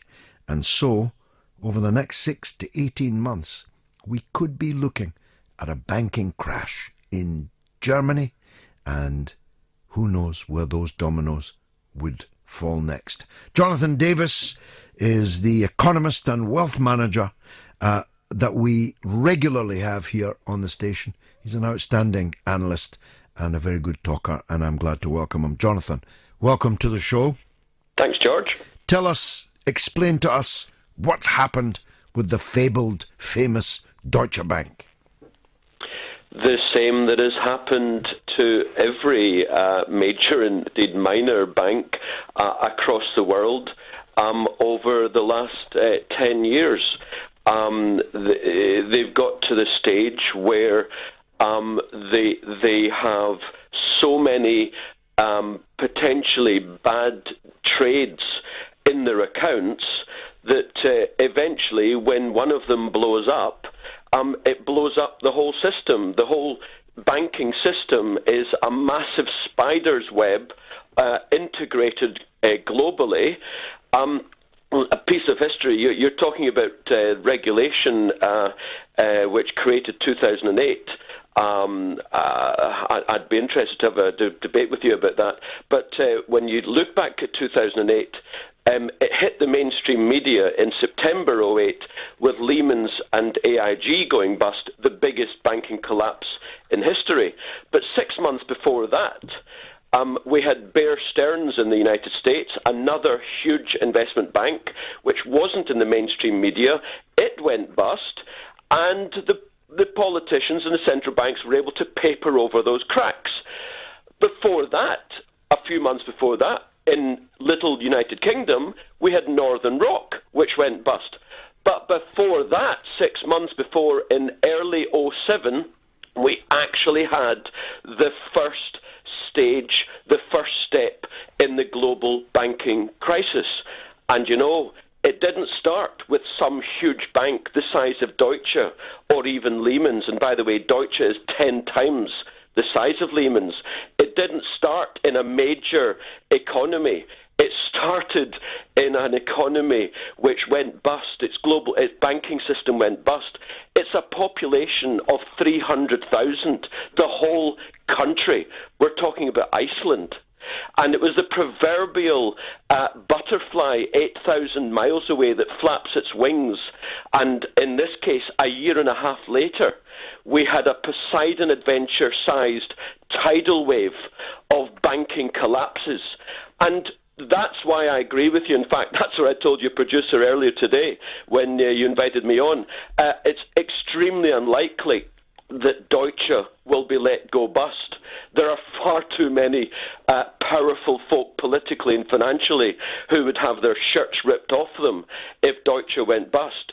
But again, as I said to your producer, I think it's highly likely that over the next year or so, I mean, who can tell exactly, that there will be a little minnow bank somewhere, Portugal, Ireland, Italy, who knows, and it will be the proverbial butterfly.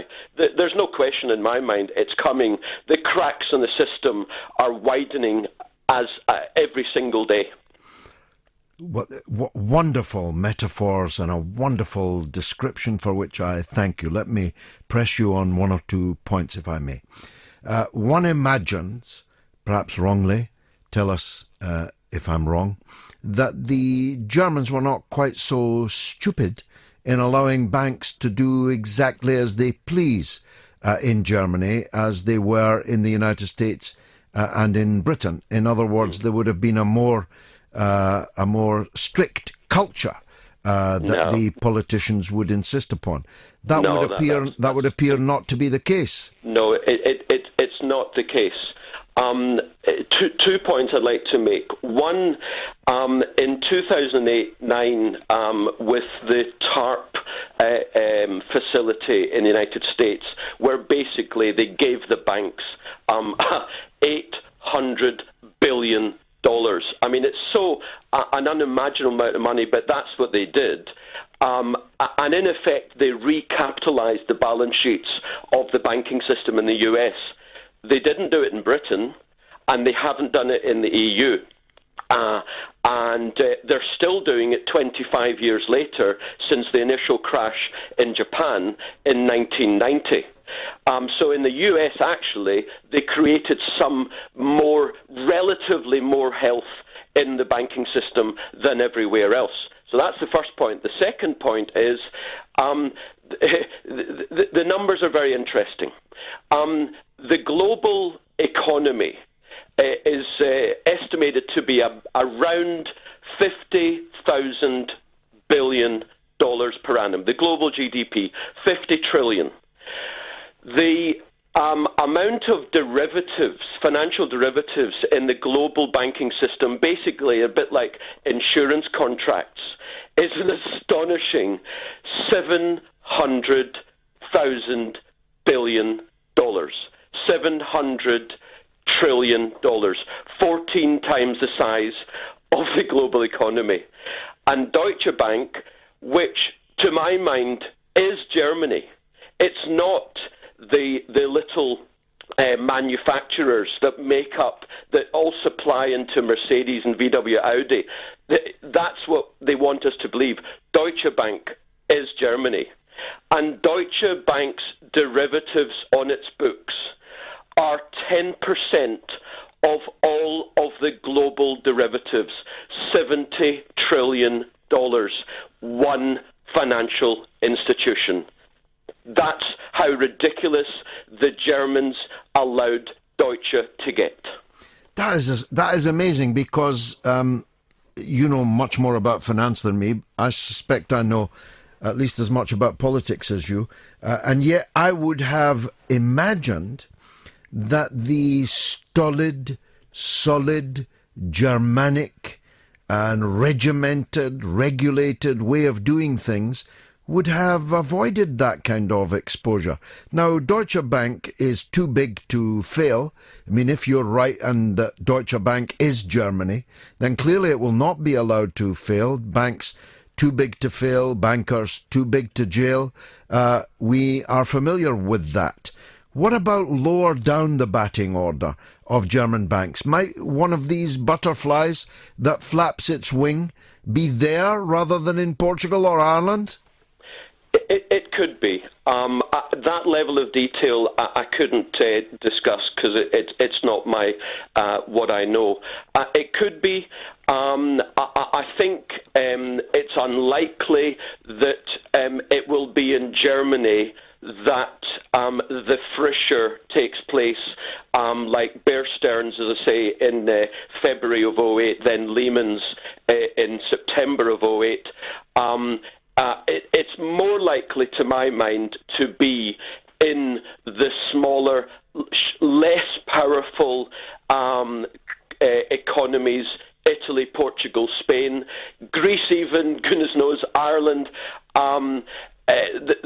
The politicians and the central banks, the European Central Bank, the Federal Reserve, the Bank of England, the Bank of Japan, the Bank of China, you name it, the Bank of Uncle Tom Cobley, they are literally throwing money at the banks, because they know that if they let the thing bust, it will be even bigger than 2008. Simply because the level of debt and derivatives, financial instruments, financial insurances in the system is a multiple of the size of where we were 8 years ago. Now, what I say to that is they should have sorted the problem out in 2008. They should have let the banks go down. They were reckless lenders. Thus, they should have been allowed to fail. That is capitalism. Those who say that we have a failure of capitalism either don't know what they're talking about or are being politically disingenuous. We don't have capitalism because in capitalism, capitalism without bankruptcy is like Catholicism without hell. In other words, what we have is corporatism, cronyism, socialism, but it is not free market capitalism. We'll have to debate that on another night. But let me just ask you, or rather put this point to you. As you've described it, this is a high wire act that we are on, on a wire that is higher than the Empire State. It sounds to me an extraordinarily unlikely event that we're going to get across that wire without falling off. These derivatives that you talk of, they constitute a kind of thermonuclear bomb sitting there, ready to explode. Warren Buffett, arguably the greatest investor of all time, he calls derivatives weapons of mass financial destruction. And that's exactly what they are.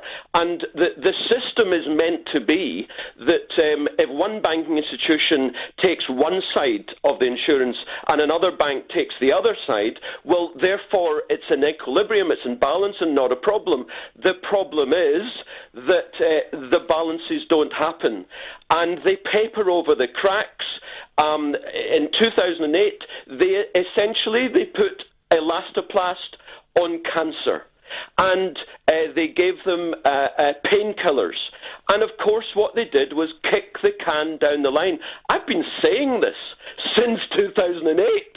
And they've done a remarkably good job of kicking the can down the line. Because there has not been a political will to let the thing reset. And that's the great problem. Because the more you pull that elastic band, you can pull it and stretch it and stretch it and stretch it and then stretch it some more. But eventually it will snap back, and that is what is very likely to happen, I'm afraid to say. Short of us all going to the southern tip of the South Island of New Zealand, what can the norm... I mean, there are 16 million people in Britain, I learned today, who have less than £100 in the bank. 16 million. Yep. They've not got much to lose, many of them. But what are people who've got something to lose? Perhaps a little bit of a bank balance, perhaps a little bit of a portfolio, perhaps a house. What can they do about the dangers they're now in? Yep. Well, there's a number of issues there. If it's relatively small bank deposits that they have, there is a taxpayer guarantee. The first 75,000 or 150,000 in any independent financial institution will be guaranteed. In Cyprus, in 2013, you and your listeners will recall, there were bank deposit confiscations left, right and centre. Their banking system collapsed. They had bank bail-ins, and that was the template. We're very likely going to have bank bail-ins again, but it doesn't apply to Mr. and Mrs. Average. It applies to millionaires who've got an awful lot of cash.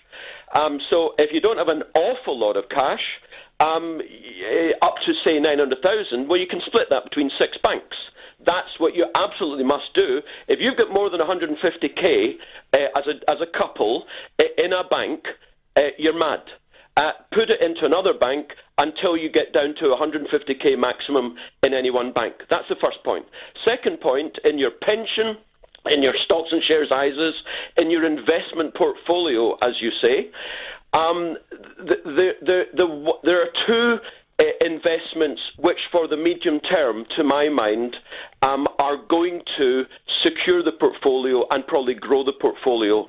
One is, strange as it may seem, lend money to the US government, buy what's called US treasuries, government bonds. In a deflationary world, government bonds rise. And over the last 3 years, those treasuries, particularly in sterling, have gone up 30 or 40%. They may pull back a short while, but if we have a recession, which we're likely to have, they'll go up through the roof. The second investment to buy is gold. Gold is in a multi-decade bull market.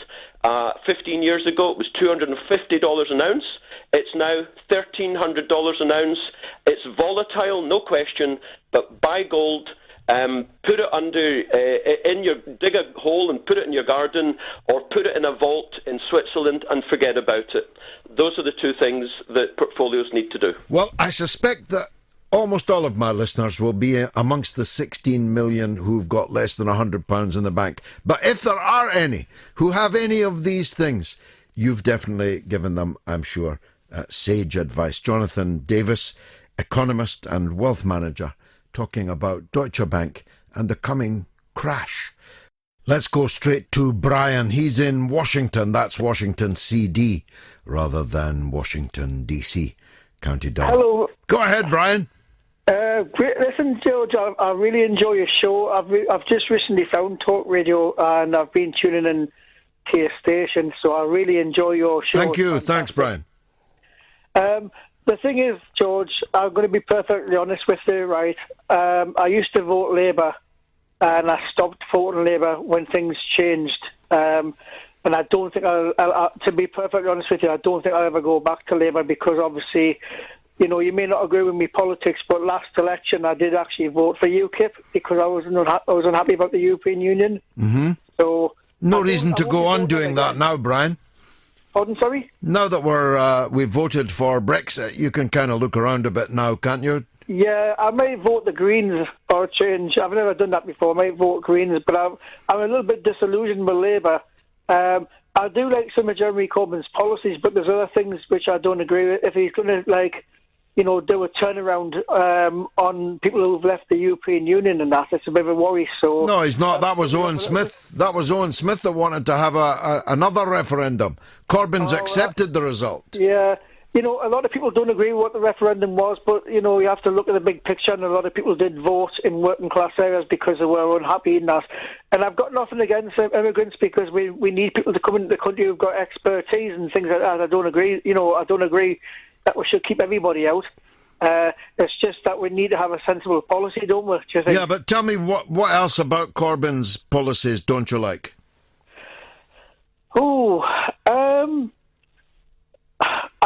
You see, you're struggling. You see, you're struggling, Brian. Absolutely. I can't imagine the railways being renationalised, to be honest with you, George. My goodness, that's the most popular policy he's got. Virtually everybody in the country is in favour of that. Very much, you know. But I don't know what they were like back then when you had British Rail. Well, I don't know whether they were. No, it doesn't have to be like British Rail. Although if British Rail had got the kind of subsidy the private rail operators are getting, which is 3 times as much, well, British Rail would have been a tidy affair. You've got the French railways, Brian. The French railways are run like clockwork. Fantastic service, much cheaper than ours, and they are nationalised. Oh, right. You see, I was only a youngster when that was all out, when it was British Rail. I can't remember them very well. I just remember the trains being a bit smoky and that, and a bit... but that's because you could smoke then. Brian, thanks for your call. A great call. Lovely to hear that accent, and all accents, actually. I'm a great lover of accents, and we're getting around the country. Here's Peter in Wigan. Go ahead, Peter. Yeah, hi, George. I'm actually from Liverpool, but I'm in Wigan. Okay. Can I beg your indulgence for a minute or two at the most? Of course. I today attended the funeral of a dear friend who, like you and I, supported Palestine and opposed the illegal Iraq war. George, like you, I'm an anti-racist. Mm-hmm. With regard to the EU, I support the free movement of labour and welcome bona fide refugees. I didn't support any of the right-wing racists involved in the Brexit campaign who were clearly appealing to the anti-immigrant and racist sentiments. However, I voted to leave the EU, like I believe you did, for the following reasons. the self-serving EU gravy train that the Kinnock family and the Farages and his wife, who he couldn't find a British-born wife, who he wanted British. Oh, here, I've got a foreign-born wife. Enough of that. No, that's okay. And my parents were foreign. UKIP and the others have profited from the tune of millions. The massive unelected EU bureaucracy, including 10,000 officials, 5 presidents, 2 parliaments, and fleets of limousines that, according to the EU, spent 8.4 billion in 2011 alone. Up to date, and audited accounts are not available. They've never, Peter. Their accounts have never been audited, at least in exactly, decades. That's what I'm saying.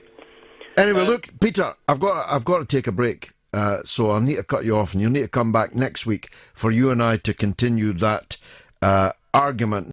Paul Register says MPs electing the shadow cabinet is a stupid idea, like letting fans vote for the coaching team at a football club. And texter Julie says, good evening, George. I was appalled by Sadiq Khan's behaviour during Jeremy Corbyn's speech. The majority of people voted for him because of Corbyn. We need you back in the Labour Party, George. Thanks, Julie. It was quite an extraordinary performance by the Mayor. John Smith says, you're being too nice to Churka. He's a spineless wretch of a man. No fire in his belly. And John Clark says, I suspect the CSA inquiry scandal is so deep that by revealing the truth, it would destroy the British establishment. Now, John is in New Zealand. That's how far away they're listening to the mother of all talk shows. John, welcome. Morning, George. How are you, mate? All right? I'm good. It's a Scotsman, too. Go ahead, John. Aye, it's very funny, actually, you mentioned New Zealand there, about, coming to New Zealand and have a nice life down here. Yeah. Impossible, mate. Never going to happen. Why? You've no idea.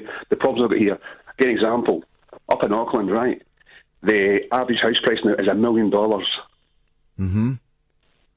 And the average earnings here is $70,000. Wow.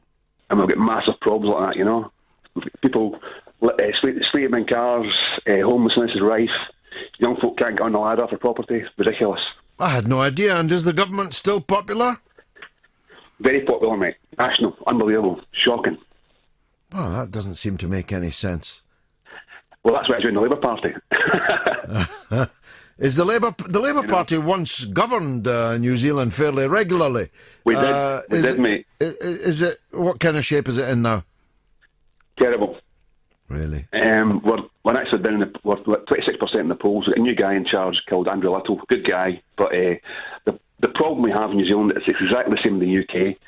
I mean, I watched the conference last week, a fantastic conference. All those speakers were brilliant. Diane Abbott, Corbyn, McDonnell. Even Clive Lewis, brilliant speech from him as well. Really impressed, and it's given me a bit of hope here to sort of get folk G'd up to become socialist again. OK, John, in New Zealand, thanks for that. It's probably quite an hour in New Zealand now, and so the fact that you're listening and calling us is something to be grateful for. Let's hear from Michael, nearer home, in Easterhouse in Glasgow. Go on, Michael. Hello, George. I'm a first-time caller, and I am a big fan of yourself. And, thank you. I mean, I have been quite ill recently, and I've found a great deal of solace just listening to back episodes. But what I would like to say is that I'm 42, and I've lived in Easterhouse all of my life, and not once have I voted for the Labour Party. And I would really want to vote for the Labour Party, but the problem that I have is that I find it actually quite frustrating at the moment when I hear different people speak either on the radio or television about the fortunes of the Labour Party and how their electoral downfall is through Tony Blair or the Iraq War or Jeremy Corbyn. But from my own perspective, I just think that a number of the Labour MPs, I mean, from my own point of view, are just really unhelpful and incredibly lazy, and I think that's one of the layers that the Labour Party has had in Scotland. I mean, I've written to various MPs, various councillors over the last 2-3 decades, and quite often I just don't get a reply at all. Well, this is what happens in a one-party state, and Labour was in a one-party state, particularly in Glasgow, for a very long time. A one-party Labour state. Now we've got a one-party SNP state, and that's no better. The problem is the one-party state, not who is in power in it. I'll tell you what, Michael, I'll be in Easterhouse shortly. I'm going to show my Tony Blair film, The Killings of Tony Blair. Come along to that. I think the cinema's the Vogue. Come along to that and have a word with me. Why don't you? Thanks very much for calling.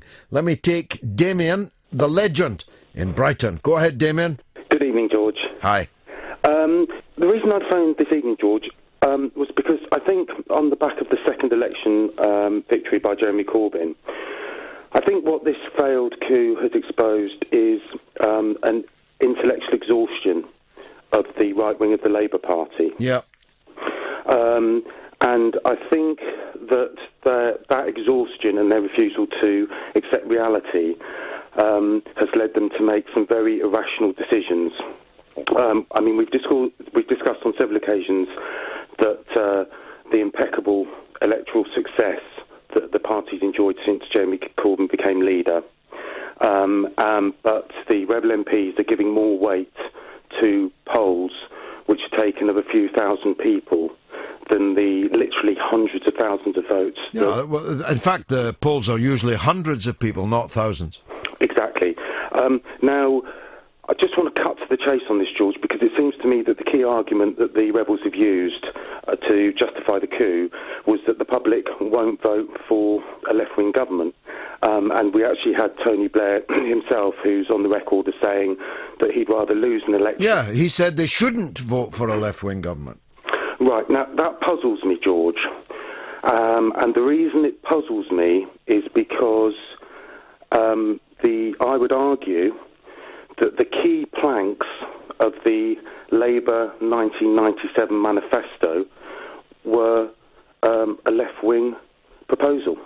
The minimum wage, windfall tax on the excessive profits of private utility companies, and massive investment in education and the public services. So I don't understand this. This is a paradox. They're arguing that a left-wing government can't be voted in when the Labour Party won its biggest majority and had 418 seats, which is the most seats it's ever had in its history, when it offered a left-wing prospectus. Now, what happened after that also it adds to the confusion, because as Tony Blair dragged the party to the right, the party lost 5 million votes, lost the trust of the public, lost Scotland, lost the last 2 elections. So this is, I think, goes back to the point I was saying about the intellectual exhaustion, where they're simply not making rational decisions. Now, the question going forward, which you raised at the beginning of the show, is, where do we go from here? I think what we need to do is, we've already seen Theresa May is desperately scrabbling to return to a pre-neoliberal conservatism.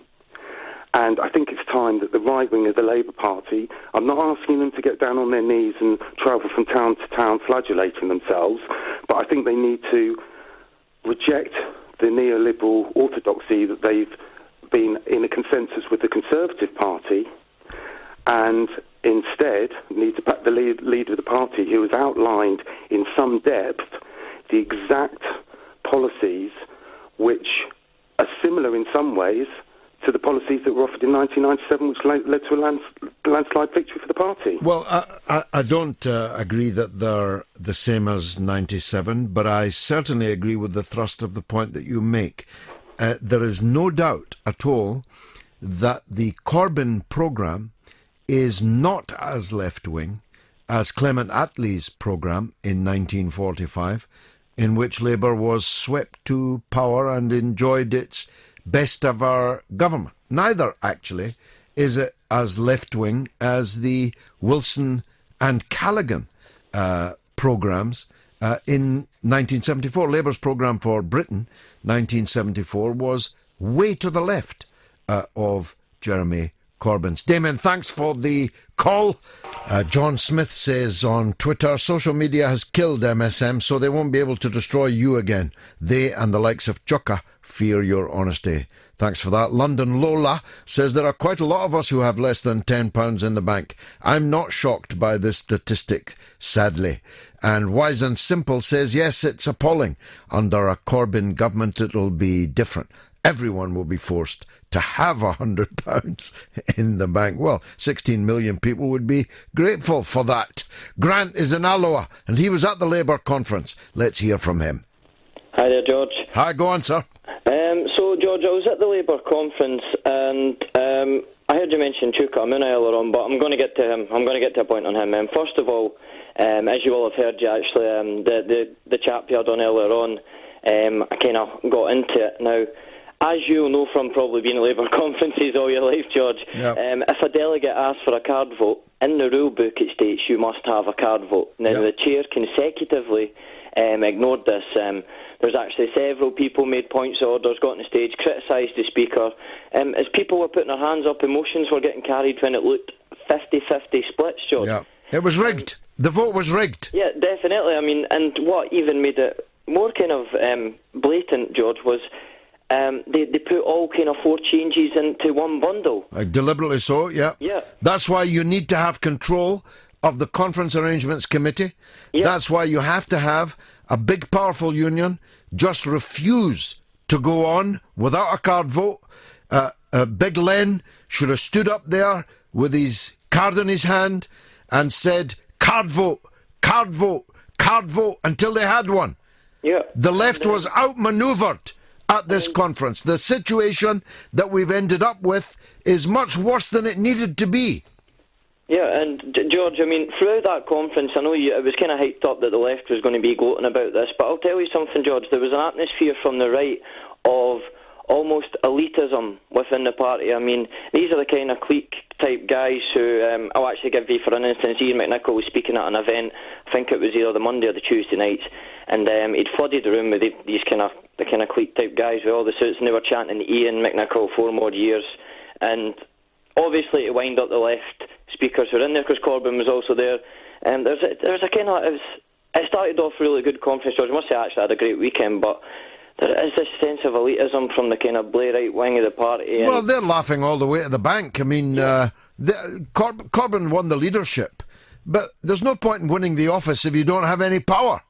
Yeah, I mean, it's a hard situation, but I think it needs the Scottish Labour Party needs to now act upon Ketsia Dugdale so we can level the playing field in the NEC, George. Well, I don't know how that's going to happen, but thanks, Grant. As always, great to hear from you. Let's see. Gary McKinnon says, business rules the world. Profit before safety. I blame Oliver Cromwell and the rise of the merchant class. My goodness, that's going back a bit. Alfred Green says, I think £100 was a generous estimate. Millions live hand to mouth. Indeed they do. Giggsy says, I've more saved in online bookies than banks. 0 interest, but can take the odd smart bet and increase the totals. Dear God. Mossy Fern says, but don't talk about that. Talk about immigration. Hope people are waking up to it now. Not sure quite what that meant, but let's go to Jim in Brighton. Go ahead, Jim. Hello, George. Great to speak to you. And you, sir. Yeah, something that's always puzzled me about the entire vote with Jeremy Corbyn was, what was the justification for excluding 200,000 members? I mean, this whole thing, you couldn't vote after January the 16th or February the 16th or whatever it was. What was the explanation for doing so? Well, the explanation was clear. They wanted to rig the outcome. No, sure. I mean, you and I know that. But how did they legally justify it? Well, they didn't. I'll tell you. Well, I'll let you back in. But they didn't legally justify it. They lost the first case, and their appeal, which they won in highly, I say this advisedly, highly dubious circumstances, highly questionable circumstances. They won that appeal on the basis that the rules give the National Executive Committee the right to disobey the rules. the right to change the rules whenever they like. That was the meaning of the appeal court decision. Now, that should have been appealed. I said so at the time. That should have been further appealed. But once that became the extant legal position, well, then the NEC can do absolutely anything that it likes. Now, let me explain the 240,000 figure. There's one group of people were excluded by this point that you've just made of a cut-off date, 6 months. 6 months backdated, so that anyone who joined in that 6 months could not vote, even though the Labour Party's website said, give us your money and you can have a number of things, one of which is the right to elect a leader. It never mentioned any cut-off date, never mentioned any 6 months, and yet that money was taken and a contract was thus created, which was then broken. A second group of people, huge numbers, were suspended without any possibility of appeal before the votes were taken, suspended for retweeting the Greens, retweeting George Galloway, having been seen in a picture with somebody that the National Executive Committee didn't like, or having previously supported other parties but been won over to the Labour cause. You're out. They were suspended, they were expelled, and then there was, this is in a way, I suppose, the biggest scandal of them all. There were 75,000 people who just didn't get their vote. They weren't expelled, they weren't suspended, they didn't fall foul of the deadline date, artificially created bogus deadline date. They didn't fall foul of any of that. They just didn't get their vote. And the Labour Party's explanation was that it was an administrative error. 75,000 people. Jim, over to you.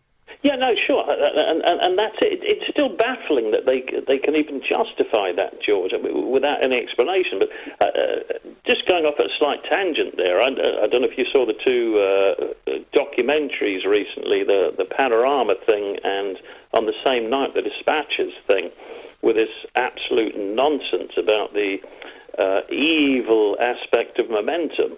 I certainly know that me and my wife were sitting down watching it that night, and we have every intention of joining Momentum, because the nonsense they dragged up on that evening was embarrassing for what were meant to be journalists, the likes of John Pienaar. And it was embarrassing to see. And I certainly think in some ways that the more the media batters Jeremy Corbyn, the more your average person in the street is thinking, my God, there's something going on here, and Jeremy Corbyn is representing, us average people. Thank God you cannot bribe or twist the average British journalist. But when you see what unbribed he'll do, you realise there's no reason to. Jim in Brighton, thanks very much indeed for your call. That's the last call that we'll be able to take this evening, because I want to talk about the United States of America.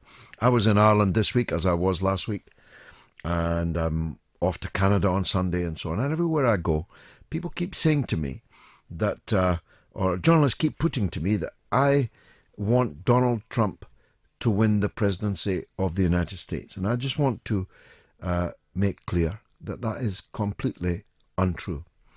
I just don't want Hillary Clinton to be president of the United States either. I don't want either of them to be president of the United States. Neither is a fit and proper person to have that much power, military, financial, economic, political, diplomatic power. Both of them are monsters. One of them is a cold-blooded killer, Hillary Clinton. The other is a hot-blooded lunatic. Neither of them can be trusted with the weapons of mass destruction that they have or will have in their possession. The United States has more weapons and spends more money on weapons of war and the maintenance of the sinews of war, military bases, thousands of them all over the world, has more of all of that than all of the other countries in the world put together. This is a giant behemoth, a powerful, red in tooth and claw military superpower. And it's going to be led either by a lunatic or by a cold, calculating, desiccated, calculating machine who's quite likely to use all that power for the most malignant of purposes. I would not encourage anybody to vote for either of these two killers. It's not that I'm for Trump. I just cannot possibly advise anyone, encourage anyone, or countenance anyone voting for Clinton either. So, stop saying, I want Trump. I don't want Trump, and I don't want Hillary either.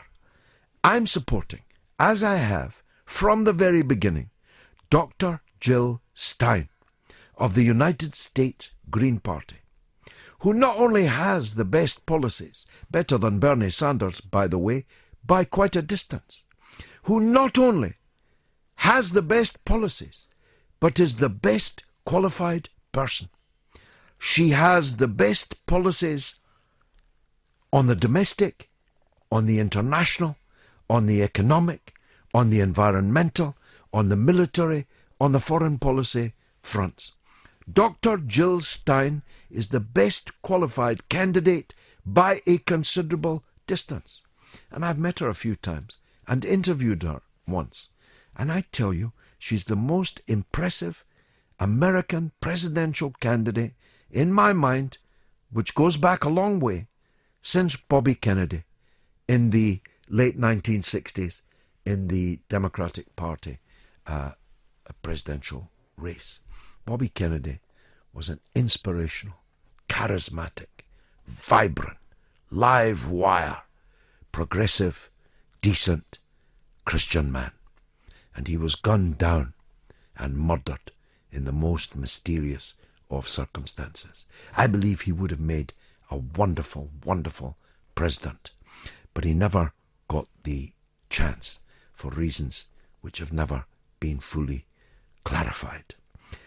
But Dr. Jill Stein is the best candidate to run for the presidency of the United States since Bobby Kennedy, in my view.